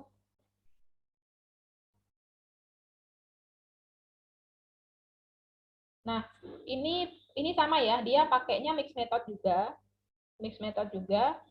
Jadi datanya ini dikumpulkan dan analisisnya gabungan antara kualitatif dan kuantitatif. Terus ini beberapa usulannya. Secara garis besar, Bapak Ibu, usulannya dari paper ini mengusulkan agar untuk mengukur kinerja dari lembaga zakat, itu kita bisa melihat dari dua hal. Yang pertama dari aspek keuangannya. Nah, aspek keuangan ini bisa di breakdown lagi ya, Bapak Ibu. Ada activity-nya. Dilihatnya dari mana activity? Dari turnover ratio, dari distribution ratio, dari efisiensi. Ini kalau operasionalnya, efisiensi rasio. Ini rasio nih bisa dicari ya. Maksudnya memang udah ada gitu. Rasionya, rumusnya begitu gitu ya. Terus amil right ratio. Ini kan proposal dari mereka ya. Terus penting juga nih ada aspek liquidity gitu ya. Jadi ada activity dari aspek aktivitasnya, operasionalnya, likuiditasnya, dan pertumbuhannya gitu ya. Terus selain dari aspek keuangan, penting juga nih yang kata mereka ya, penting juga untuk mengukur dari sisi manajemennya. Apakah manajemennya punya pengelolaan yang sudah baik gitu ya, manajemen yang sudah baik nih general. Nanti kita bisa lihat nih detailsnya. Ini yang dimaksud general nih apa sih? Jadi selalu gitu ya Bapak Ibu. Kita kalau riset itu kita misalkan mempropos satu pengukuran gitu. Nanti ini bisa di breakdown. Oke, risk management ini variabelnya apa gitu ya? Variabelnya apa? Syariah compliance nih variabelnya apa? Nah, ini nih dimensinya ya. Jadi ini variabelnya, oke, activity ini dimensinya. Oh, activity ini diambil dari turnover ratio, disbursement ratio. Ini bobotnya ya, Bapak Ibu. Bobotnya, quick ratio, recurrent ratio gitu. Nah, cuman ini kan berarti asumsinya lembaga. Jadi setiap proposal begini itu kan ada asumsinya ya. Kalau kita dalam ekonomi itu ada asumsinya. Nah, asumsinya berarti kan lembaga zakat di Indonesia itu punya informasi-informasi ini yang dibutuhkan gitu. Nah, di prakteknya di lapangan gimana? Belum tentu gitu ya. Makanya nanti nggak semua ini ada, belum tentu semuanya ada gitu. Karena kan nggak semua lembaga zakat itu sudah menginformasikan ke publik informasi ini. Jadi kalau kita sebagai peneliti, pas kita mau ngumpulin data-data ini belum tentu ada gitu ya. Itu tantangan tersendiri ya kalau misalkan kita mau implementasi di lapangan. Nah, ini usulannya dari mereka itu mereka mengusulkan kalau 1 itu semakin bagus gitu rankingnya. Kalau dia 1, oh berarti dia sangat bagus nih lembaga zakat ini punya kinerja yang sangat baik gitu. Kalau semakin besar itu justru semakin jelek. Ini makanya kalau 5 merah nih. Jadi 2 aspek ya Bapak Ibu, finansial manajemen ini diingat-ingat ya, nanti keluar di kuis ya. Aspek apa yang diusulkan dalam pengukuran kinerja lembaga zakat gitu dari paper ini gitu ya. Jadi tadi aspeknya keuangan dan manajemen gitu. Ini aspek keuangan juga dia tadi breakdown-nya macam-macam ya. Ada dari activity, operational, liquidity dari sales gitu. Jadi gini, selalu seperti ini ya, maksudnya umumnya kalau misalkan kita memberikan proposal itu pada akhirnya nih kalau dibaca rekomendasinya pada akhirnya proposal apapun itu kan tergantung dari political will-nya ya, apakah mau dipakai apa enggak gitu, apakah regulatornya mau pakai enggak gitu. Makanya kalau menurut saya ini mungkin working paper ini atau usulan ini kemungkinan besar bisa jadi akan mulai diimplementasikan di masa yang akan datang. Kenapa? Karena ini yang propose orang Basnas ya. Tadi kan risetnya kan dari Basnas gitu kan. Nah, ini kan. Jadi ini adalah bagian dari bagaimana kita menyuarakan apa yang kita bisa lakukan. Saya selalu bilang bahwa gini, kita nih manusia, khususnya bagi yang muslim ya, itu kan akhirnya apa sih tugas kita di dunia gitu ya, ibadah dan jadi khalifah. Intinya kita perlu berbuat satu kebaikan amal soleh yang itu akan jadi bekal kita gitu. Nah, amal solehnya kita itu masing-masing bisa jadi beda nih. Kalau yang teman-teman di Basnas gitu ya, teman-teman ini yang ngerjain di peneliti ya berarti dia berkontribusi lewat penelitian yang dia lakukan gitu. Bagaimana nih para peneliti ini bisa membuat penelitian yang bukan cuma sekedar bagus untuk dibaca, tapi bagaimana biar bisa benar-benar applicable. Bapak Ibu di sini sebagai perangkat desa gitu ya, bagaimana agar ketika kuliah nanti ilmunya ini yang Bapak Ibu dapat dari sini bisa diimplementasikan di kerjanya Bapak Ibu gitu. Itu kan yang lebih penting ya dari sekedar untuk dapat nilai dan dapat ijazah gitu. Jadi kayak misalkan saya sama teman-teman di Wasit ya, kita tempo hari bikin itu sampai sekarang aja saya mau cerita di kemarin waktu kita asal muasalnya kita akhirnya mengkoordinir launching Triwaka itu kita awalnya bikin dulu tuh mungkin background saya dulu 4 tahun kan di perusahaan migas, jadi saya ada personal concern ke ini ya udah habis kan ya. Oke. Saya ada personal concern untuk ke energi gitu. Jadi saya melihat Indonesia ini memang salah satu hal kebutuhan mendasar ya gitu. Kita untuk punya energy security gitu. Kita kan masing-masing kita butuh ya hari ini bahan bakar gitu ya, butuh energi listrik gitu kan. Jadi perlu nih kita untuk punya satu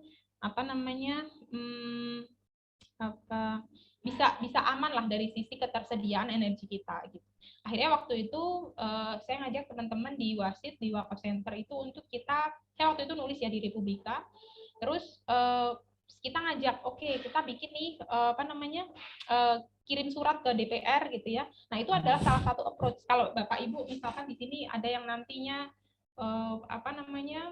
berminat atau tertarik gitu ya untuk jadi peneliti gitu, agar penelitiannya lebih impactful, bisa bikin misalkan nanti di hasil risetnya mengundang dikirimkan ke parlemen gitu ya. Jadi kita kirim ke parlemen waktu itu, terus ada feedback, kita bikin audiensi, terus kita bikin FGDs gitu ya. Jadi kita paralel, kita bikin riset dan kita bikin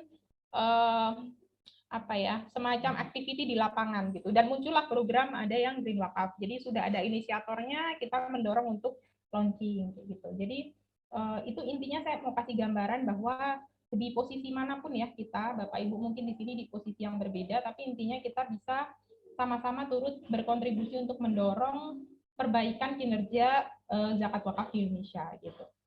Nah, mungkin itu materinya ya. Jadi tadi 2 poin diskusi, kita ada diskusi terkait sama strategi pengembangan siswa di pedesaan. Ini mungkin nanti kita bisa sambil diskusi. Saya persilahkan dulu kalau ada yang mau tanya. Tadi ada Pak Syarifudin, silahkan Pak.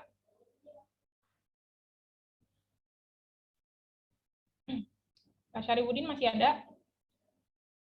Atau tadi satu lagi siapa yang mau nanya? Pak Mulyadi ya? Atau siapa tadi? Enggak? Siapa yang tadi mau nanya? Saya mau sambil share beberapa materinya ya. Ke mana? Ke chat box. Ya Bu, mau nanya Bu. Ya, silakan.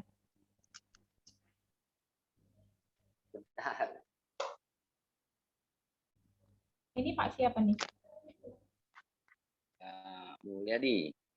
Oh ya, silakan kamu. Ya.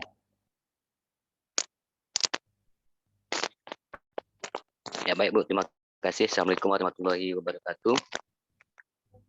Sebelumnya Bu, perkenalkan, saya pendamping desa Kecamatan Mapak Tunggu Selatan, daerah yang blank spot sama sekali, dan pernah bekerja di 2 kecamatan, 6 nagari gitu. Nah cuma pertanyaan saya sedikit agak mirip dengan Pak Ismail. Bahwasanya ada di suatu nagari, kalau tanah itu telah dihibahkan Bu kepada suatu keluarga tertentu, tetapi ketika yang menghibahkan itu telah meninggal, maka anaknya bersikeras mau membangun musola di situ Bu gitu. Sementara yang menerima hibah, ya itu terserah dia mau bangun apa, kan seperti itu Bu. Tapi pihak keluarga, katakanlah anak di sini, dia mau bangun musola gitu.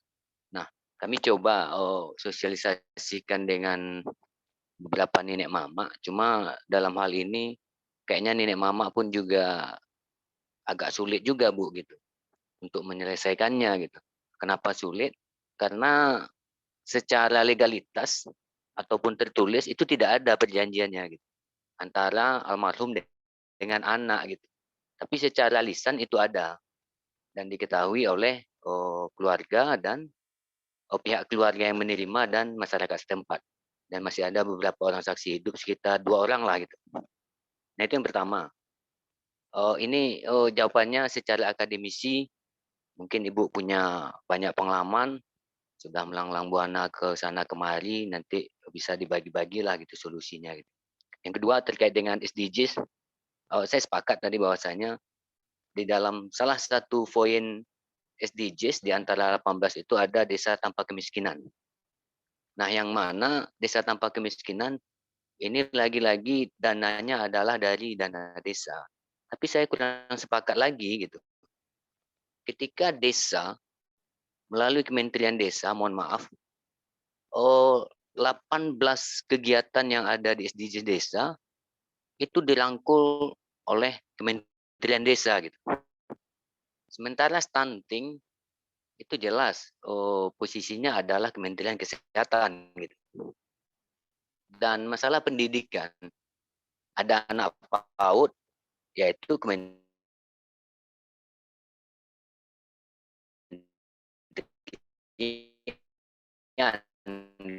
gitu. pendidikan. Suaranya rada putus-putus, Pak Mul. Atau di saya aja ya? Nah, tapi di dalam SDGs ini semua dirangkum Bu, gitu, termasuk masalah perempuan gitu, nah dan sebagainya gitu. Sehingga setelah berjalan 2021, sinyal mungkin Bu. Ya, sekarang udah balik Halo? lagi. Silahkan lanjut. Nah, jadi maksud saya itu Bu, fokus Kementerian Desa itu kemana gitu.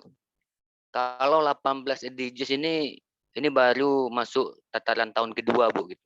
Sementara dari 2015 sampai 2019 itu lebih fokus kepada pemberdayaan dan fisik. Nah, kita tahu kalau pembangunan melalui fisik ini jangka pendek Bu gitu. Dulu mohon maaf tahun 80-an 81 ya nggak ada Bu nyampe kendaraan bermotor masuk sawah Bu gitu. Tapi kan padi juga pulang Bu gitu. Nah, artinya untuk keterlibatan masyarakat di dalam musrembang nagari atau desa itu lebih condong kepada pembangunan fisik gitu. Sementara SDM-nya kurang gitu. Dulu saya masih ingat ada yang namanya pembangunan fisik itu 70% dan pembangunan pemberdayaan 30% gitu. Tapi sekarang kan tidak ada lagi Bu gitu. Nah, ada enggak semacam undang-undang yang mewajibkan gitu kepada pemerintahan yang lebih terendah di Indonesia itu katakanlah ya desa dan nagari itu lebih membangun kepada SDM-nya gitu. Sehingga mungkin 15 tahun yang akan datang, 30 tahun yang akan datang, itu masyarakat di desa itu secara SDM-nya kualitasnya bisalah bersaing Bu gitu. Karena bagaimanapun Bung Hatta pernah mengatakan Indonesia itu SDA-nya kaya Bu, tapi SDM-nya yang lemah gitu. Nah, sekarang yang kita bangun adalah fisiknya. Kalau fisik kita bangun jalan katakanlah 300 juta dalam 3 bulan itu selesai jalan gitu. Tapi kan kualitasnya tidak kalah kualitas kita itu ketimbang bangunan Jepang sampai sekarang masih utuh gitu. Nah, ini kan lagi-lagi persoalan SDM-nya Bu ya gitu. Tapi kalau kita bangun SDM, saya rasa pembangunan di desa itu akan cepat lebih maju gitu. Bahkan di 2017 ketika salah seorang staf khusus Kementerian Desa bagian BUMDes itu Wadah Datuk Feby datang ke Padang, saya perwakilan dari Pasaman Bu gitu sebagai pendamping. Saya sampaikan, mohon maaf, jika ada Bapak Ibu di dalam forum kuliah ini yang belum memiliki famili, yang kebetulan kepala desanya masih pendidikannya di taraf SMA gitu.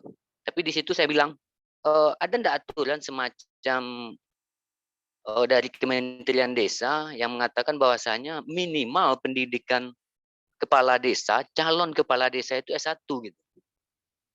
Sehingga apa yang kita sampaikan kepada nagari, alun takilek lah takalam Bu gitu, kalau bahasa Minangnya gitu kan. Nah, tapi lagi-lagi persoalannya adalah jangankan untuk kepala desa yang tamatan S1, Bang Gul ini luar biasa. setingkat anggota dewan aja ada yang tamatan paket C Bu gitu. Nah ini kan persoalan, memang betul Bu. Nanti boleh Bu cari itu di Pasaman, Kabupaten Pasaman, Provinsi Sumatera Barat, itu anggota dewannya ada yang paket C gitu. Nah ini kan persoalan Bu gitu, secara pemikiran gitu. Nah inilah yang ingin kita coba bagaimana caranya bisa enggak nagari yang ada di Sumatera Barat itu mencontoh nagari yang ada di Jawa. Mungkin satu rumah satu sarjana. Nah ini kan menarik nih Bu gitu. Karena satu rumah satu sarjana 4 tahun yang akan datang itu akan melahirkan sarjana-sarjana muda gitu.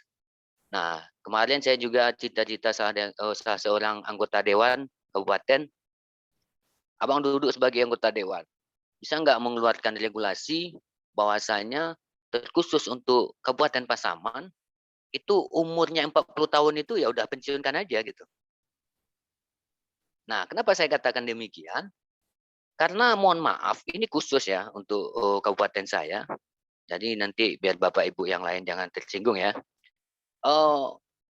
Kebanyakan perangkat desa atau nagari di Kabupaten Pasaman itu mohon maaf Bu, gagap gadget gitu, Bu. Komputer hanya bisa ngidupin, matiin, terus main game. Setelah itu mereka nggak bisa, Bu, gitu. Nah, maksud saya itu. Ketika umurnya 40 tahun, ya katakanlah, berikanlah gaji pensiunnya separuh gitu. Tapi ketika umurnya sampai 60 tahun, ya kasihkan pensiunnya 100% gitu kan. Sehingga kapasitas para intelektual muda yang bergerak di bidang instansi desa, itu lebih cepat majunya, Bu. Gitu. Nah, tadi ada persoalan SDGs, itu terkait dengan IDM, Indeks Desa Membangun gitu. Nah, kalau untuk nagari saya di kecamatan yang ada di Kecamatan Bapak Tunggu Selatan, ya kita tidak punya sinyal, Bu. Gitu. Sampai sekarang satu nagari, Muara Sungai Lolo itu belum nyampe separuh penginputannya. Sementara tahun sudah hampir berakhir gitu kan. Nah, tapi lagi-lagi terkendala oleh sinyal, Bu, dan jalan infrastruktur gitu. Kalau ke sana mending saya dari Pasaman ke Padang, Bu, 6 jam naik mobil ketimbang ke Nagari Muara Sungai Lolo naik sepeda motor gitu. Kalau ukuran jalannya nggak jauh sih, Bu, gitu, sekitar dari kabupaten itu 120 km gitu. Nah, tapi perjalanannya menghabiskan paling sedikitnya 6 jam gitu. Nah, di sini saya ingin mengajak kita semua bahwasanya ada beberapa desa, kepala desa di Indonesia itu telah memiliki pendidikan S1. Dan S2 juga ada gitu. S2 juga ada gitu. Nah, ini luar biasa gitu. Sehingga saya menantang Bapak Dewan yang ada di kabupaten gitu. Ya, ini pengalaman, Pak, gitu kan. Saya dari BMPM 2014 gitu kan. Ada Pak Mul. Sampai 2021 Pak Mulyadi, sekarang gitu kan. Curhat di sini, Pak Mulyadi. Pak Mulyadi. Iya, Pak. Curhat. Baik. Makasih Pak Mul ya. Ya, mungkin itu, Bu, dari saya gitu. Terima kasih. Assalamualaikum warahmatullahi wabarakatuh. Waalaikumsalam warahmatullahi wabarakatuh. Waalaikumsalam. Jujur ya, ini bagi saya biasa. Terima kasih ya, Pak Mul, itu menarik ya bagi saya, maksudnya, dan ini observasi yang bagus ya menurut saya. Dan saya mendorong ya, maksudnya saya mungkin nggak tahu kalau dosen yang lain deh, tapi kalau saya mendorong Bapak Ibu yang hadir di kelas saya itu untuk bisa kritis kayak gini, bagus ya. Jadi nggak cuman, karena ini kita kelas pasca gitu ya, jadi nggak cuman sekedar oke, teorinya begini lalu sudah gitu. Makanya kan konsepnya ada konsep diskusi gitu. Dan saya sejak awal sampaikan kalau saya personally justru seneng ya sharing dari Bapak Ibu sebagai praktisi, jadi biar lebih membumi gitu, apa yang kita pelajarin. Tadi saya cerita tentang AOV, tentang indeks zakat, National Wakaf Index, Wakaf Core Principle itu dari sisi apa namanya, kita perlu update teorinya gitu ya, tapi dari sisi implementasi praktek di lapangan seperti apa sih gitu. Dan di sini saya memfasilitasi, makanya saya tadi berikan waktu untuk Pak Mul untuk share ya. Menurut saya itu observasi yang sangat baik. Dan paling ini kalau saya melihatnya ini balik lagi ya, dari pemerintah atau yang siapapun yang saat ini punya kewenangan gitu ya. Karena pada akhirnya kalau kita sebagai level masyarakat itu kan memang akhirnya sesuai dengan yang punya kebijakannya di level pusat, terus nanti kalau pusat turun ke daerah gitu ya, dari daerah juga sesuai dengan, intinya gini, itulah kenapa misalkan gini, kinerja kenapa penting gitu ya, itu akhirnya kan orang tuh yang diukur apanya sih gitu. Dan kayak misalkan gini, Bapak Ibu di level desa saat ini prioritasnya kemana? Hampir semua desa ngomongin SDGs. Kenapa begitu? Karena kebijakannya dari atas begitu, kan begitu. Jadi kalau saya melihatnya sebenarnya SDGs ini sudah cukup lumayan memfasilitasi lah gitu. Cuman maksudnya gini, secara konsep, kalau SDGs, kalau 17 ya SDGs itu yang ada misalkan poverty affiliation, 18, Bu. Zero 18. Hunger, yang di sebentar. Kalau yang di pusat ya ada 17 SDGs. Kalau yang ke desa 18 ya? 18 ya, Bu. ke desa 18. Ada pengembangan kebijakan desa. Oke, jadi ada ditambah satu ya, karena kalau SDGs-nya dari UNDP itu adanya 17.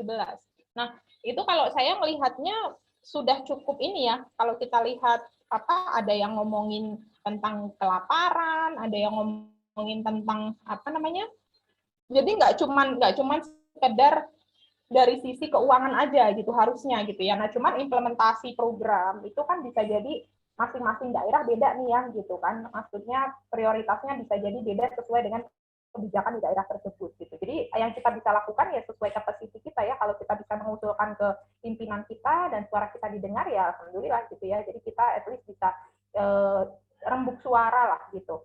Kalau tadi yang ditanyakan Pak Mul terkait sama pembangunan manusia, sebenarnya ada Pak indeks pembangunan manusia itu kan dipropos sama World Bank juga ya, UNDP Bu. Human Development ya UNDP ya, Human Development Index itu gitu. Jadi intinya sebenarnya saya melihatnya Indonesia juga ada tuh maksudnya ke arah sana, cuman saya kurang tahu pendanaannya nih masuk ke mana ya, kalau ke level desa apakah gabungan, maksudnya ada budget tersendiri nggak? Mungkin ada Bapak Ibu di sini Dana yang bisa desa Bu, semua masuk APBDes. Oh, Belum nah ada itu Bu. Pak. Belum Semua ada. masih include dengan dana desa. Jadi kalau untuk karena dana desa itu bisa ya Pak, misalkan untuk di level kan tadi ya, misalkan ada tadi Pak. Bisa Bu, sepanjang hasil musyawarah desa Bu. Nah, itu berarti kuncinya di situ ya, Pak Mul. Berarti mungkin perlu didiskusikan di musyawarah desa bagaimana agar dialokasikannya ke sesuai tadi usulannya prioritas. Paling saran saya gini, kalau misalkan Pak Mul mau mengusulkan, itu bisa cari success story. Jadi kayak, oke, misalkan di negara sebelah atau di provinsi sebelah dia sukses dengan program ini. Kenapa enggak? Kayak tadi kan Pak Mul mention di Jawa ya, satu rumah satu sarjana. Nah itu mungkin perlu dibikin paper sederhana gitu kan, terus diajukan ke ketika ke level musyawarah ini loh gitu. Jadi bisa dipaparkan gitu. Mungkin saran saya begitu ya Pak Mul. Saya ya Bu, tapi karena ini juga Bu ya, karena pilihan SDGs itu ada 18 digit, sehingga tentu yang lebih prioritas Bu, yang didahulukan Bu gitu. Boleh menambahkan Bu tentang SDGs? Oke, baik. Boleh saya menambahkan? Boleh, ini mungkin yang angkat tangan dulu ya, Pak Syarifudin, mangga. Habis itu Pak Arif. Baik, makasih Ibu, Ibu dosen dan juga semua teman-teman. Mohon maaf saya tidak bisa mengaktifkan kamera karena terkait dengan jaringan yang agak down di lokasi saya. Silakan. Yang pertama memang kemarin saya tanggal 3 Desember itu mengikuti BIMTEK Desa Inklusif yang diadakan oleh Kementerian Desa, di mana di dalamnya juga membahas tentang SDGs. Nah, teman-teman semuanya, apa yang dikeluhkan oleh semua kepala desa seluruh Indonesia adalah terkait dengan layanan SDGs yang kurang memuaskan. Itu saya sudah suarakan ke bidang Kementerian Desa. Bahkan kalau kami di Papua biasa ngomong kasar kan, saya bilang kalau Kementerian Desa belum bisa membuat layanan yang baik, tidak usah meluncurkan program uji coba, saya bilang begitu. Yang kedua, teman-teman semua terkait dengan SDGs, memang kalau kita lihat itu tujuannya sebenarnya bagus. Nah, adapun prioritas desa itu memang diatur tahun ini ada nomor 7, Perdes nomor 7 2021. Tapi ada juga yang sekarang baru tadi muncul itu adalah Perpres nomor 104 tentang alokasi penggunaan dana desa. Di situ sudah dikapling-kapling itu teman-teman semuanya.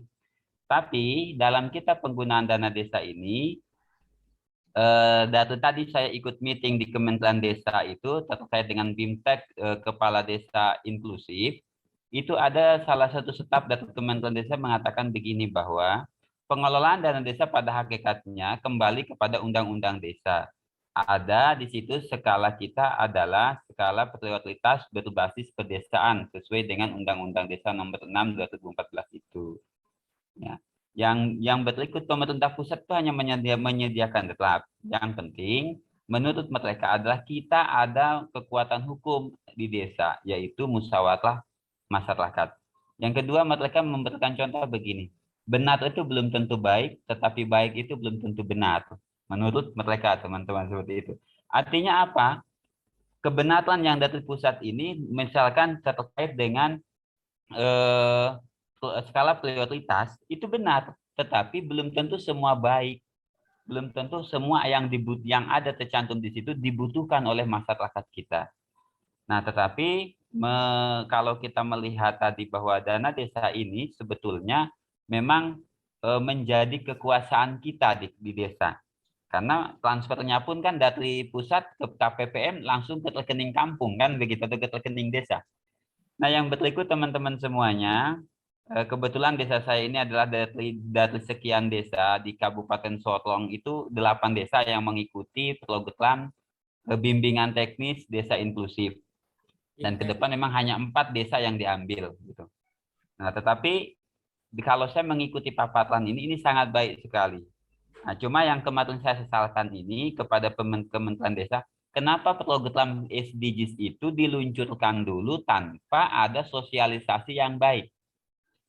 Yang kedua, pembiayaan SDGs ini kok jadi melekat pada dana desa, padahal menurut regulasi itu kan pendataan ada di bidang pemerintahan, harusnya memberikan penekanan kepada bupati atau pemerintah daerah setempat untuk menaikkan anggaran ADD dana desa, dan seperti itu. Tetapi ini menjadi bola liar diskusi yang menurut mereka begini, saya bilang tidak masalah, sudah yang penting kita suarakan. Nah, kita tunggu karena ini jangkanya panjang sampai 30 tahun yang ke depan, mudah-mudahan hasilnya baik buat desa kita. Terakhir teman-teman semuanya, ini ada sedikit pertanyaan Bu terkait dengan ini Bu. Ini saya sangat tadi curhat ya Pak. Ini tadi saya menjawab, memberikan jawaban-jawaban sedikit, menjawabkan jawab, bukan jawaban, artinya kita berbagi pengalaman teman-teman. Diskusi lah istilahnya. Yang terakhir, ini pertanyaan buat Ibu, buat kita tapi semuanya. Artinya gini, ini kan Bu yang jadi masalah ini, mengapa umat Islam ini enggan, bukan enggan, artinya belum antusias membayar zakat. Saya berkali-kali melakukan sosialisasi tentang zakat, baik mal, terutama zakat mal ataupun zakat provinsi dan lain bersama Basnas Kabupaten Sorong. Terkendalanya dengan apa? Masyarakat ngeluhnya begini, aduh Pak, berat. Beratnya apa? Kita udah bayar pajak bumi dan bangunan, kendaraan juga kena pajak, penghasilan kena pajak, baru kita bayar zakat pula lagi. Nah, ini salah satu. Konteksnya ketika kita tidak bayar pajak, Ibu, ini kan kita dihukum nih sama negara. Tapi kalau tidak bayar zakat, hukuman Tuhannya kan nanti. Gitu. Ini yang menjadi bola liar Bu di masyarakat. Kira-kira Bu, ada nggak regulasi pemerintah ini kira-kira untuk bisa berani bahwa yang muslim, yang beragama, karena bukan yang muslim saja yang kena zakat itu, yang umat lain juga ada potongannya gitu, sesuai agama dan keyakinan. Bisa nggak dikurangi nih zakat pajak-pajaknya? Jangan PBB juga kena zakat, penghasilan kena pajak, pembangunan juga punya zakat, belum juga mau mendirikan rumah harus izin IMB. Jadi negeri kita ini negeri berbagai tuntutan. Makanya kita banyak stres. Seperti itu. Yang terakhir itu Pak Mulyadi, di kampung saya ini udah 1 rumah 1 sarjana, bahkan sudah sampai banyak yang sudah S3. Pusing saya ngaturnya, mengalokasikan, dia mau kerja di mana. Terima kasih. Assalamualaikum warahmatullahi wabarakatuh. Waalaikumsalam. Terima kasih ya. Assalamualaikum warahmatullahi wabarakatuh. Menarik ya, diskusinya jadi nggak ngantuk kan, karena ada diskusi begini. Saya terima kasih ya sharingnya. Bu, mungkin sedikit Bu. Boleh, boleh. Sedikit Terkait ya. dengan apa yang disampaikan Bapak tadi, mungkin salah satunya bisa di Aceh mungkin. Kalau di Aceh itu bisa mungkin gitu. Karena di sana Selam di Mekah juga kan gitu. Mungkin terkait dengan zakat tadi Bu ya. Mungkin di Aceh itu bisa gitu. Tapi lagi-lagi jika MUI sepakat ya, seandainya tidak membayar zakat ada semacam denda, tapi nanti lagi-lagi kita pergi kepada lakum dinukum waliyadin Bu gitu. Bagimu agamaku dan bagimu agamamu dan bagiku agamaku gitu. Mungkin itu. Terima kasih. Assalamualaikum warahmatullahi wabarakatuh. Waalaikumsalam warahmatullahi wabarakatuh. Terima kasih ya Pak Syarifudin dan Pak Mul. Jadi memang ini menarik gini ya. Tadi saya sampaikan di awal bahwa kalau di Indonesia memang konteksnya walaupun zakat ini wajib kalau bagi muslim yang sudah memenuhi kriteria, undang-undang kita ini belum mewajibkan gitu. Jadi sifatnya seolah voluntary, masih sukarela gitu. Bagi yang sadar ayo bayar, monggo. Yang belum sadar ya perlu diberikan edukasi gitu ya. Nah, makanya kemarin riset S3 saya itu tentang organizational legitimacy. Maksudnya gini, saya melihat memang kadang gini, ada hal-hal yang negara nggak bisa paksa gitu ya, untuk apalagi untuk wakaf. Saya kemarin risetnya kan tentang wakaf, organizational legitimacy untuk wakaf. Ini lebih ke social acceptance Bapak Ibu. Jadi maksudnya gini, mungkin pendekatannya gini, ada yang kadang nggak bisa diatur sampai begitu ya, maksudnya mendenda. Untuk saya untuk beberapa tahun ke depan kok belum melihat di Indonesia memungkinkan ya untuk memaksa orang untuk bayar zakat gitu. Walaupun kalau saya sih harapannya kalau itu applicable untuk yang memang sudah masuk kewajiban ya memang harusnya itu dijalankan gitu ya. Tapi kok saya belum melihat ke arah sana gitu. Nah, paling ya lebih ke pendekatannya ini sih kalau saya melihatnya ya di Indonesia ini kan mulai ada fenomena orang mulai ngaji hijrah gitu ya. Jadi ada kesadaran gitu. Akhirnya harus yang didorong dari sana tuh. Karena gini, kalau kita selalu melihat ke membandingkan ya. Tadi memang betul tuh. Kalau tadi saya sharing ya, salah satu faktor yang mempengaruhi kenapa sih masih orang bayar zakatnya segini-gini aja. Salah satunya kan tadi tentang kurang insentif, kurang edukasi gitu ya. Tapi yang jauh lebih powerful kalau bagi saya ya, saya melihatnya itu adalah kesadaran. Nah, kesadaran ini adalah masuknya lewat lewat pemahaman gitu. Jadi maksudnya gini, lewat orang tuh akhirnya harus ngaji, dia belajar bahwa oke, kesadaran bahwa saya tuh nggak cuma hidup di dunia. Itu menurut saya kesadaran yang akan jauh lebih mendalam gitu. Kayak saya dulu awalnya belajar akuntansi umum ya, jurusan saya dulu ekonomi biasa gitu. Saya baru belajar tentang ekonomi Islam itu semester terakhir ketika saya ambil S2 di UI. Itu juga saya sambil ngantor di perusahaan migas gitu. Jadi saya baru tahu, oh iya ya ternyata ada loh ekonomi Islam gitu. Dan activity kita sebagai muslim, saya muslim sejak lahir gitu. Tapi saya baru kenalan dengan ekonomi dan keuangan Islam itu ya pas semester akhir saya kuliah gitu. Jadi saya pengen cerita di sini bahwa ketika saya belajar gitu ya, dan saya tahu itu mengubah jadi titik balik saya gitu.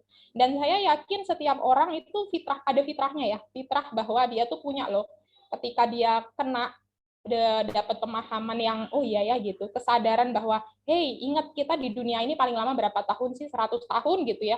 Habis itu setelah itu kan kita nggak akan di dunia selamanya. Jadi menurut saya kesadaran itu yang jauh lebih penting ya ketika kita meng-approach khususnya teman kita, saudara kita gitu. Jadi nggak selalu harus pakai hukum gitu. Karena kalau di Indonesia nih selalu ada orang tuh cari celah gitu. Kayak misalkan saya tempo hari habis bikin SIM ya, itu emang di Indonesia nih rada ini juga dilematis gitu. Udah pasti gitu ya kalau bikin harus ada tesnya, tapi ya kan tetap aja gitu. Ada aja orang yang pakai jalur belakang lah, jalur depan. Jadi walaupun udah ada undang-undangnya tuh di level praktek tuh tantangan tersendiri gitu. Jadi kalau menurut saya untuk zakat dan wakaf ini akan jauh lebih efektif kalau pendekatan edukasi kita tuh bukan pendekatan hukum, bukan enforcement, bukan law enforcement gitu, tapi lebih ke pendekatan pakai hati gitu kali ya. Jadi mungkin perlu ada bikin pengajian gitu ya, memberikan kesadaran bahwa dunia ini cuma sementara sehingga kita punya kewajiban yang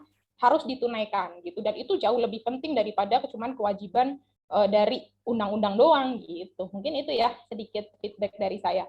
Saya persilahkan Pak Agustar yang tadi sudah Ya, ini udah sampai ini Pak angkat tangan dari tadi. Iya, makanya. Oke, Assalamualaikum warahmatullahi wabarakatuh, Bu. Saya mau berbagi sedikit ya, Bu ya. Cuman pertanyaan saya sih sebenarnya sederhana, Bu. Di kampung, di desa saya kan agak kecil itu. Kan udah pasti ada zakat ya. Zakat. Itu udah pasti setiap tahun lah minimal zakat fitrah, ada badan amil zakat gitu. Apakah ini termasuk dalam satu lembaga? Dalam satu lembaga atau tidak gitu. Masih kategori lembaga atau tidak. Jadi yang gini, Bu. Saya pengen inilah kalau kuliah di rumah ini gini resikonya. Jadi ibunya gini, Bu, kemana? jadi saya melihat saya melihat begini, Bu ya. Jadi kalau penggunaan dana desa terkait kepada sosialisasi memang awam lah kami terkait aman. Jadi kalau bahasa ini ya, bahasa semacam zakat itu, saya melihatnya begini, Bu. Jadi kalau seandainya memang badan ambil zakat tadi yang di desa-desa itu dikatakan salah satu lembaga yang memang boleh dilegal hukumkan terkait kepada maka kami ini sama dengan Pak Supriyadi apa tadi, sosialisasinya kurang. Tetapi ada solusi bahwa anggaran dana desa itu ada 4 alokasi anggaran. Dana desa, ya bagi hasil pajak, ADD, kemudian retribusi daerah. Nah, di situ kita bisa alokasikan untuk sosialisasi pajak, koordinasi dengan dinas terkait misal. Nah, persoalan regulasi, kalau kita mengacu kepada regulasi BUMDes misalkan. Nah, BUMDes itu hanya acuan, tidak ada pergub atau perda, tidak ada perbub atau perda. Jadi desa langsung bikin regulasinya, hanya acuan kepada undang-undang dan Permendes gitu. Jadi di desa kami itu praktek apa ya? Katakan zakat itu orang nanam padi, panen padi dia bayar zakat katanya. Enggak tahulah udah sampai nisabnya atau belum, yang jelas sudah bayar zakat. Entah itu untuk nambah rezeki atau gimana gitu. Nah, kalau saya Bu, kebetulan saya di situ pemimpin desa ya. Saya berani bikin regulasi itu. Saya akan bikin regulasi itu ketika memang sosialisasinya sudah jelas, bahwa perhitungannya sudah valid misalkan, kemudian akuntansinya yang Ibu jelaskan tadi sudah, jadi lembaga itu bisa menghitung dan kemana arahnya. Saya berani membuat regulasi Perdes itu kalau kita lihat dari Undang-Undang Nomor 6 2014 itu sudah kedudukannya disetarakan dengan undang-undang gitu. Artinya Perdes itu kekuatan hukumnya kuat.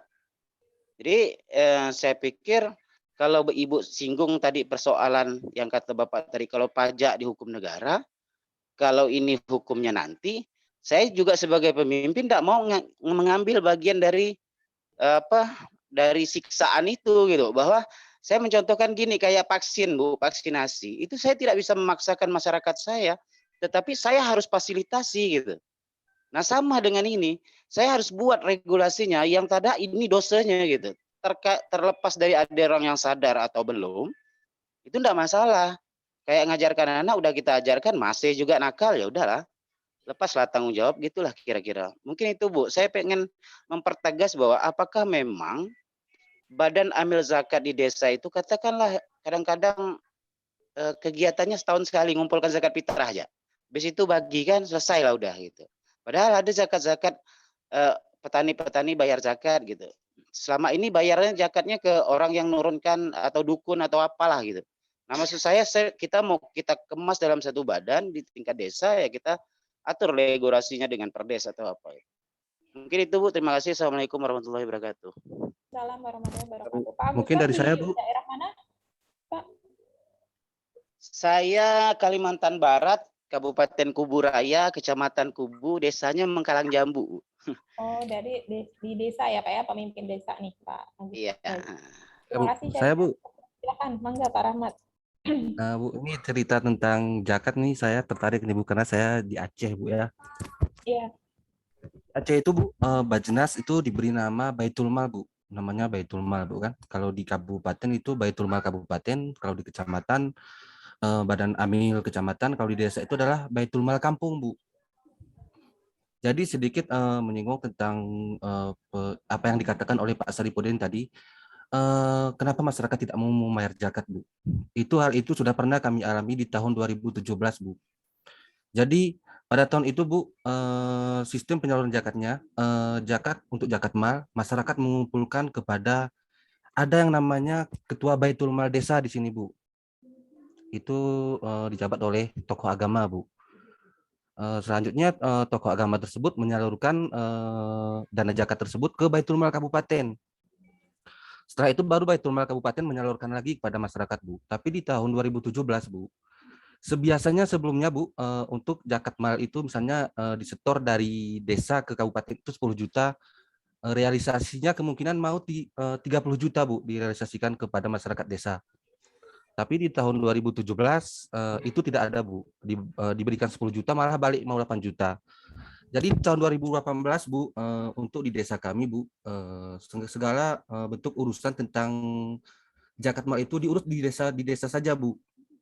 Artinya masyarakat itu mengumpulkan zakat malnya ke Baitul Mal kampung, lalu Baitul Mal kampung tersebut menyalurkan lagi kepada masyarakat Bu. Jadi Baitul Mal di sini Bu, di akhir tahun mereka harus melaporkan realisasi penggunaan atau penyaluran zakat itu Bu. Jadi sehingga Bu untuk kali ini Bu jumlah pembayaran zakat mal masyarakat itu meningkat bahkan 5 kali lipat dari sebelumnya Bu. Ya Bu.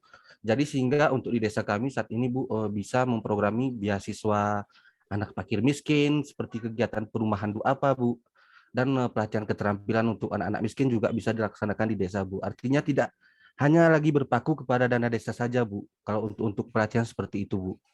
Mungkin itu saja yang dari saya Bu. Terima Baik, kasih Bu. terima kasih Pak Rahmat ya sharingnya. Jadi menarik ya. Kalau Aceh memang ini ya ada rada unik karena memang punya baitul mal sendiri gitu ya Pak ya, dan punya apa namanya dapat privilege gitu ya untuk mengelola dan enforce ya Pak. Maksudnya kalau di Aceh wajib ya hukumnya ya untuk zakat, ada kewajiban Nah, untuk kalau di Aceh diwajibkan Bu, tapi di samping itu juga harus disosialisasikan juga Bu, karena menyangkut zakat ini pribadi orang Bu, ada yang juga tidak mau bayar Bu. Itu kalau nggak bayar dapat dihukum nggak Pak kalau di Aceh? Nggak ada Bu, yang nggak ada ya? artinya nggak ada lagi Bu, kecuali untuk perusahaan mungkin Bu ya. Tapi kalau untuk pribadian itu tidak ada hukuman Bu. Baik, baik. Jadi ini ya dapat sharing ya. Kalau tadi ya berarti ini sebenarnya bisa nih Pak nanti misalkan bisa di-sharingkan ya. Berarti mungkin saya tuh kepikiran gimana biar Bapak Ibu bisa main ini ya share di apakah ini nanti masuk ke diskusi yang terkait ini gitu ya. Ini kalau tadi yang sharingnya Pak Rahmat tuh sebenarnya berarti masuk ke sini ya. Tadi dari Baitul Mal terus sudah dialokasikan, dia membantu bukan cuman apa namanya sumber untuk memberikan bantuan kepada fakir miskin, bukan cuman subsidi dari dana desa gitu ya, bisa membantu menjadi sumber pendapatan dari zakat yang terkumpul gitu ya. Jadi ini masuk ke tema diskusi kita yang ini gitu. Pengelolaannya berarti dia di level boleh, desa ya Bu, Pak ya? masuk ke pendapatan Ya, desa karena itu kan bukan PADs Bu. Baik, Bukan Bu, baik, bukan seperti itu Pak. Jadi di khusus untuk desa di Aceh Tengah itu Bu, itu lembaga desanya terdiri dari 4 Bu. Yang pertama lembaganya Reje atau kepala desa Bu, beserta jajarannya. Yang kedua itu BPD.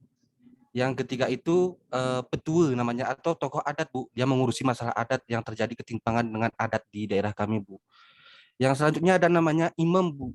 Imam ini adalah tokoh agama Bu. Jadi dia langsung secara otomatis kalau siapapun yang menjadi imam kampung itu dia akan menjabat sebagai ketua Baitul Mal Bu. Jadi untuk realisasinya terpisah dari APBD Bu. Ini langsung dikelola oleh Baitul Mal kampung sendiri Bu. Oke. Berarti nggak digabungkan dengan dana desa ya, nggak dijadikan satu, tapi dia dikelola secara terpisah. Oke. Tapi sebenarnya berarti bisa ini ya. Ini justru kalau menurut saya bisa jadi topik riset tersendiri ya. Bagaimana melihat apa namanya kontribusi dari tadi yang Baitul Mal itu membantu program di desa sebenarnya. Karena kan sebenarnya lebih gitu ya. Kalau misalkan dana itu sudah berasal dari Baitul Mal tadi, berarti kan sebenarnya dana desa tidak harus dialokasikan untuk ke sana gitu kan. Jadi itu sebenarnya bisa membantu. Oke, kita masih punya 13 Masuk dalam menit. lembaga kemasyarakatan desa Bu. Jadi itu gitu. lembaga kemasyarakatan desa itu bisa masuk ke sana. Pak Arif di Aceh juga Pak atau di daerah lain? Saya di Depok Bu.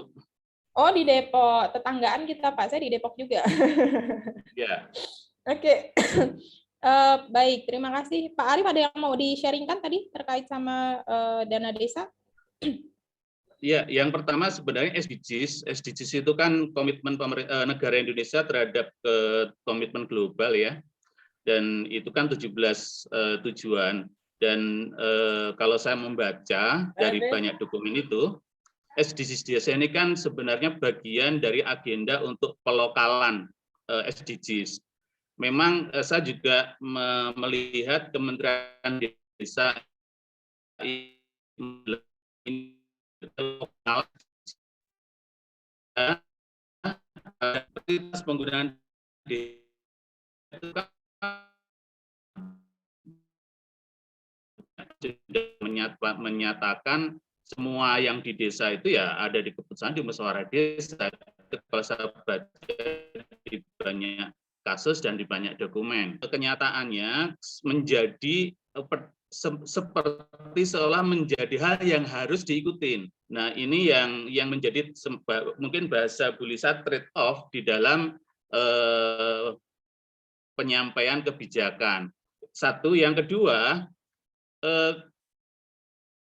SDGs desa ini kan sebenarnya hanya mengkategorisasikan keseluruhan kebutuhan desa, pembangunan desa dalam kerangka cara pandang SDGs global. Sehingga Menteri itu mau bilang kalau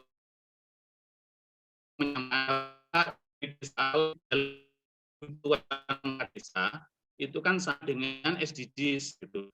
Kalau itu kita catat dengan baik, maka kita bisa berkontribusi 70-an% loh terhadap pencapaian SDGs.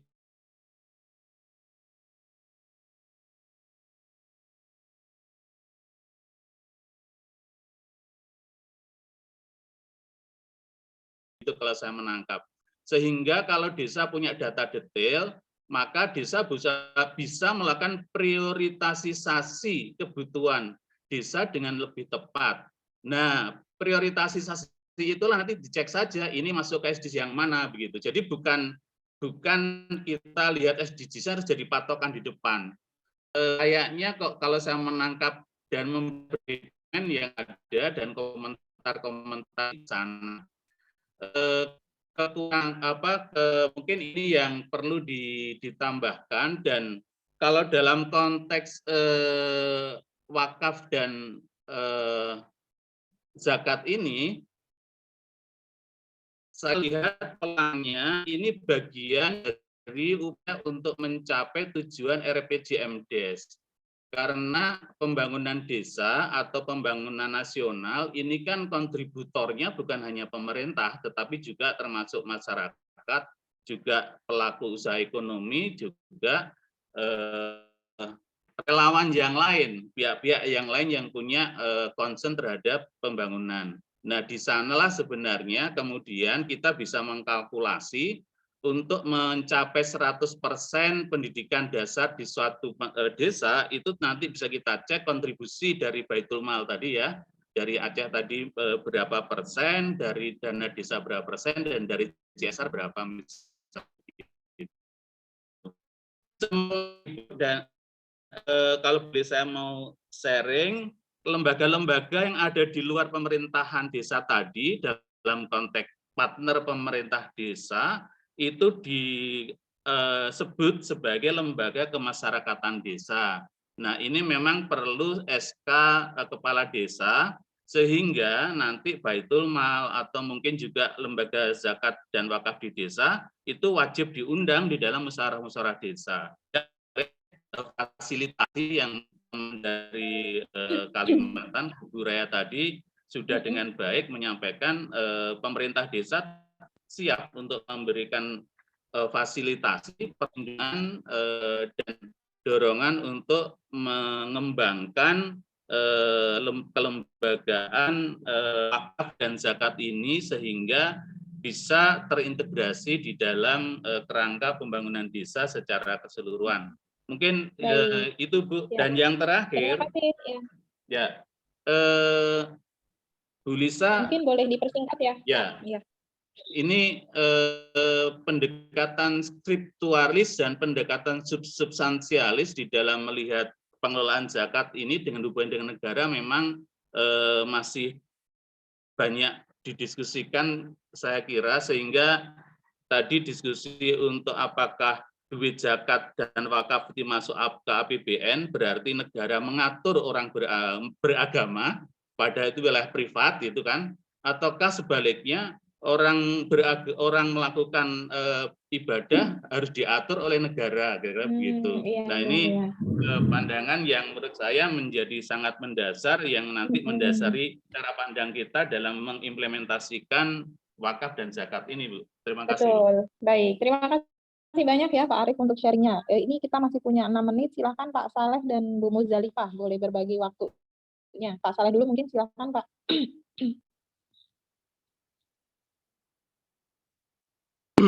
Baik. Assalamualaikum warahmatullahi wabarakatuh. Waalaikumsalam warahmatullahi wabarakatuh. Ya, Ibu. Menarik juga materi hari ini terkait dengan persoalan Basnas soal zakat.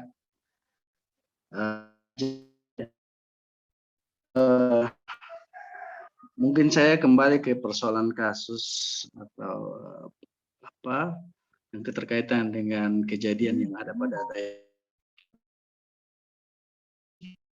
Basnas, mungkin sekitar 1 tahunan, menawarkan program sharing dengan pemerintah daerah untuk bagaimana pihak pegawai negeri sipil yang berada pada wilayah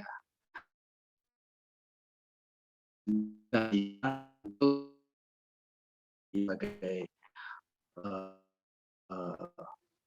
ke Basnas untuk zakatnya mereka. Mungkin ya bagi pegawai negeri sipil langsung seperti begitu dikaitkan dengan hukum Islam seperti apa dipatok begitu apa bagusnya atau gimana menurut pandangan hukum Islam. Lalu yang kedua, masyarakat kita ya masyarakat pedesaan kita ini terkait dengan persoalan bayar pajak sendiri, mereka itu belum begitu keseriusan untuk membayar pajak langsung, malah mereka juga ribet juga dari petugas-petugas pajak yang kadang-kadang juga selesaikan yang begitu. Apalagi dibebani lagi misalnya kalau misalnya ada zakat juga yang harus dilaksanakan kalau tahu melalui Basnas, nah ini juga menjadi satu kendala. Butuh sosialisasi dan pendekatan kepada masyarakat, apalagi kalangan masyarakat pedesaan yang harus butuh kita sosialisasi dengan persoalan zakat ini yang selama mereka rutin laksanakan cuman ya, zakat fitrah, ya itu yang sering mereka laksanakan setiap tahunannya. Iya. Kalau zakat-zakat yang lain untuk sementara mereka belum begitu. Belum ya. Belum. Itu yang jadi kendala kita di sini di Maluku, khususnya di Kabupaten Guru. Ya. Baik, terima kasih. Ya, terima kasih Pak Saleh ya sharingnya ya. Jadi ini kayaknya tadi dari beberapa curhatan Bapak Ibu gitu satu suara ya memang terkait awareness-nya masih ini. Saya punten ya ini jadi open soalnya laptop saya error jadi saya join dari handphone. Jadi memang ini tantangan bersama ya untuk edukasi dan literasi ke masyarakat gitu ya. Memang ini program-program kebaikan pemerintah juga kan kadang isunya memang disosialisasi ya. Jadi memang ini PR bersama mungkin Bapak Ibu yang di desa juga tahu salah satu makanya kalau program apapun itu kan sebenarnya intinya itu sosial. Jadi intinya dari zakat wakaf juga sama gitu, memang perlu diperbanyak sosialisasi pendekatannya tadi ya, mungkin mau pakai pendekatan tadi spiritualis kalau tadi Pak Arief bilang apa substansialis atau disesuaikan adaptif ya dengan dana yang tersedia, dana yang ada pakainya campaign-nya SDGs ya udah nggak apa-apa pakai yang ada yang memungkinkan gitu. Baik, mungkin menutup diskusi kita saya persilahkan kepada Bu Muzdalifah. Sama ini ya Bapak Ibu tadi untuk materi saya sudah share di chat box gitu. Jadi slide-nya terus beberapa tadi paper yang kita bahas, zakat core principle saya sudah share. Nanti Bapak Ibu boleh share juga ke grup ya kalau ada ketua kelasnya mungkin kalau mau disimpan dalam satu share folder terus dikirimkan atau mau langsung di forward juga boleh. Ini kita masih punya 2 menit, silahkan Bu Muzdalifah. Ya, terima kasih Bu. Mohon izin sebentar karena jaringan sedang tidak stabil ini, jadi nggak bisa aktifkan video. Sedikit pertanyaan Bu mengenai zakat untuk zakat penghasilan. Nah, gimana kalau ternyata saya masih kurang paham untuk zakat penghasilan itu maksudnya apakah untuk semua yang berpenghasilan gitu untuk disamaratakan? Contohnya kan kayak di Aceh tadi kan disamaratakan misalkan kayak untuk PNS gitu. Nah, apakah ketika untuk yang biasa gini, untuk zakat penghasilan itu apakah ada ketentuan berapa jumlah penghasilannya per bulannya? Misalkan kan tiap orang beda-beda nih Bu keperluan per bulannya. Kalau seandainya setiap bulan ternyata penghasilannya habis gitu, apakah dia tetap kena zakat penghasilan atau tidak? Oke, baik. Ada lagi? Itu aja Bu. Terima kasih. Hari ini ditutup oleh satu pertanyaan. Ini secara kalau dari sisi fikih Ibu ada beberapa perbedaan ya. Maksudnya ada yang pendekatannya dari gross gitu ya. Artinya dari berapapun yang ya gitu. Saya nggak mention dalilnya karena saya tidak di spesifik di area ini gitu ya. Kalau Bapak Ibu mungkin yang background syariah bisa membantu untuk memberikan dalil gitu. Tapi intinya ini berdasarkan ada intinya kalau dari sisi fikih ada beberapa perbedaan. Nah, cuman kalau yang dipakainya gross ya. Jadi kalau kita pakai minimumnya itu kan 85 gram ya. Jadi kalau untuk zakat mal itu 85 gram emas. Jadi kita tinggal hitung kalau emas berapa tuh. Berarti gram dikali sama emas gitu ya, dan itu dimiliki secara satu tahun gitu. Nanti kalau melewati kepemilikan harta itu selama 1 tahun dan selama nominal tersebut berarti sudah wajib untuk dibayarkan zakatnya gitu ya, 2,5% gitu. Kalau zakat ada yang pakainya ini ya hitungannya pakai yang ekuivalen dengan berapa, tapi secara umum 2,5%. Tapi yang tadi tuh ada yang pakai emas, terus ada juga kalau yang pakainya ini berapa ini apa namanya, berapa pakai beras. Jadi nanti saya akan kirim linknya kali ya kalau untuk yang di Basnas, jadi biar bisa jadi panduan gitu. Maksudnya minimum. Jadi nggak semuanya Ibu. Katakanlah kalau misalkan gajinya belum mencapai minimum tadi ya berarti dia belum berkewajiban untuk bayar zakat gitu. Tapi kalau setahu saya yang dari Basnas itu dia ngambilnya dari yang gross ya gitu. Jadi bukannya dihitung dulu bayar hutang baru sisanya enggak gitu. Tapi kalau di Malaysia Secara ada beberapa negara keseluruhan bagian yang dia secara keseluruhan. Jadi belum dikurangin sama utang-utangnya dulu gitu. Kalau dulu di Malaysia ya, tahu saya ada teman saya yang riset itu dia ada beberapa negara bagian yang pakainya setelah dikurangin. Jadi apa tuh bahasanya? Ada beberapa pengurangnya gitu, yang itu boleh dari sisi fikih gitu. Nah itu memungkinkan. Cuman kalau setahu saya di Indonesia itu pakainya yang gross. Nanti insya Allah saya kirim linknya ya ke Pak Taufik kali ya. Yang berarti itu nggak berpengaruh ya Bu, berapapun penghasilan, berapapun maksudnya berapapun biaya hidupnya, karena kan biaya hidup tiap orang kan beda nih. Ada yang mungkin ya, betul. gajinya tinggi gitu, tapi memang pengeluarannya pun tinggi. Tinggi gitu, betul. Oh, sedikit ini Bu. nanti saya kirim link gimana? Oh, sedikit Bu. Oh, terkait dengan zakat profesi. Oh, katakanlah ketika gajinya per bulan itu berjumlah nominalnya 1 juta rupiah, maka dia akan mengeluarkan zakatnya sebesar 25.000 gitu. Oh, belum. Kalau 1 juta kan berarti 1 juta dikali sama 12 juta. baru 12 juta ya. 12 juta nggak belum, nyampe belum 85 gram. Tadi. Nah, itu. Kalau belum memenuhi nikah, belum. Berarti belum dapat. Belum kena pajak. Belum berkewajiban untuk bayar zakat. Kecuali ada sumber pendapatan lain, iya. Ya. Gitu. Baik. Ada menurutnya. Oh, sudah saya sudah update Bapak. Oh, jadi update, bisa iya Bapak Ibu yang sudah submit boleh resubmit ulang ya tugasnya. Mohon maaf kemarin saya belum pilih itu menu upload. Jadi Bapak Ibu sudah bisa upload dokumennya. Saya tunggu sampai hari Rabu ya Bapak Ibu untuk tugasnya. Nanti untuk pertemuan yang akan datang sebelum mulai ada kuis ya, mungkin 10 pertanyaan lah. Jadi 10 pertanyaan seputar materi kita ya, sesi kemarin sama sesi ini gitu. Biar saya dapat gambaran nih Bapak Ibu sudah dapat lah secara poin-poin ya. Paling saya misalkan tanya terkait sama undang-undang zakat, peraturan wakaf gitu ya. Terus kayak tadi tuh Indonesia indeks zakat nasional, indeks wakaf nasional gitu ya. Jadi insya Allah kalau baca materinya sih insya Allah bisa jawab ya. Mungkin karena waktu juga sudah jam 4. Ya, saya cukup terima kasih Bu ya atas kehadirannya. Ini kan Bu Mus merekam ya gitu. Nanti silakan kalau misalkan rekamannya mau di-share. Untuk materi saya juga sudah share ke chat. Kurang lebihnya saya mohon maaf ya. Kita tutup kelas kita sore ini dengan bacaan hamdalah bersama. Alhamdulillah alamin, dan sampai jumpa insyaallah. Assalamualaikum warahmatullahi wabarakatuh. Waalaikumsalam warahmatullahi wabarakatuh. Terima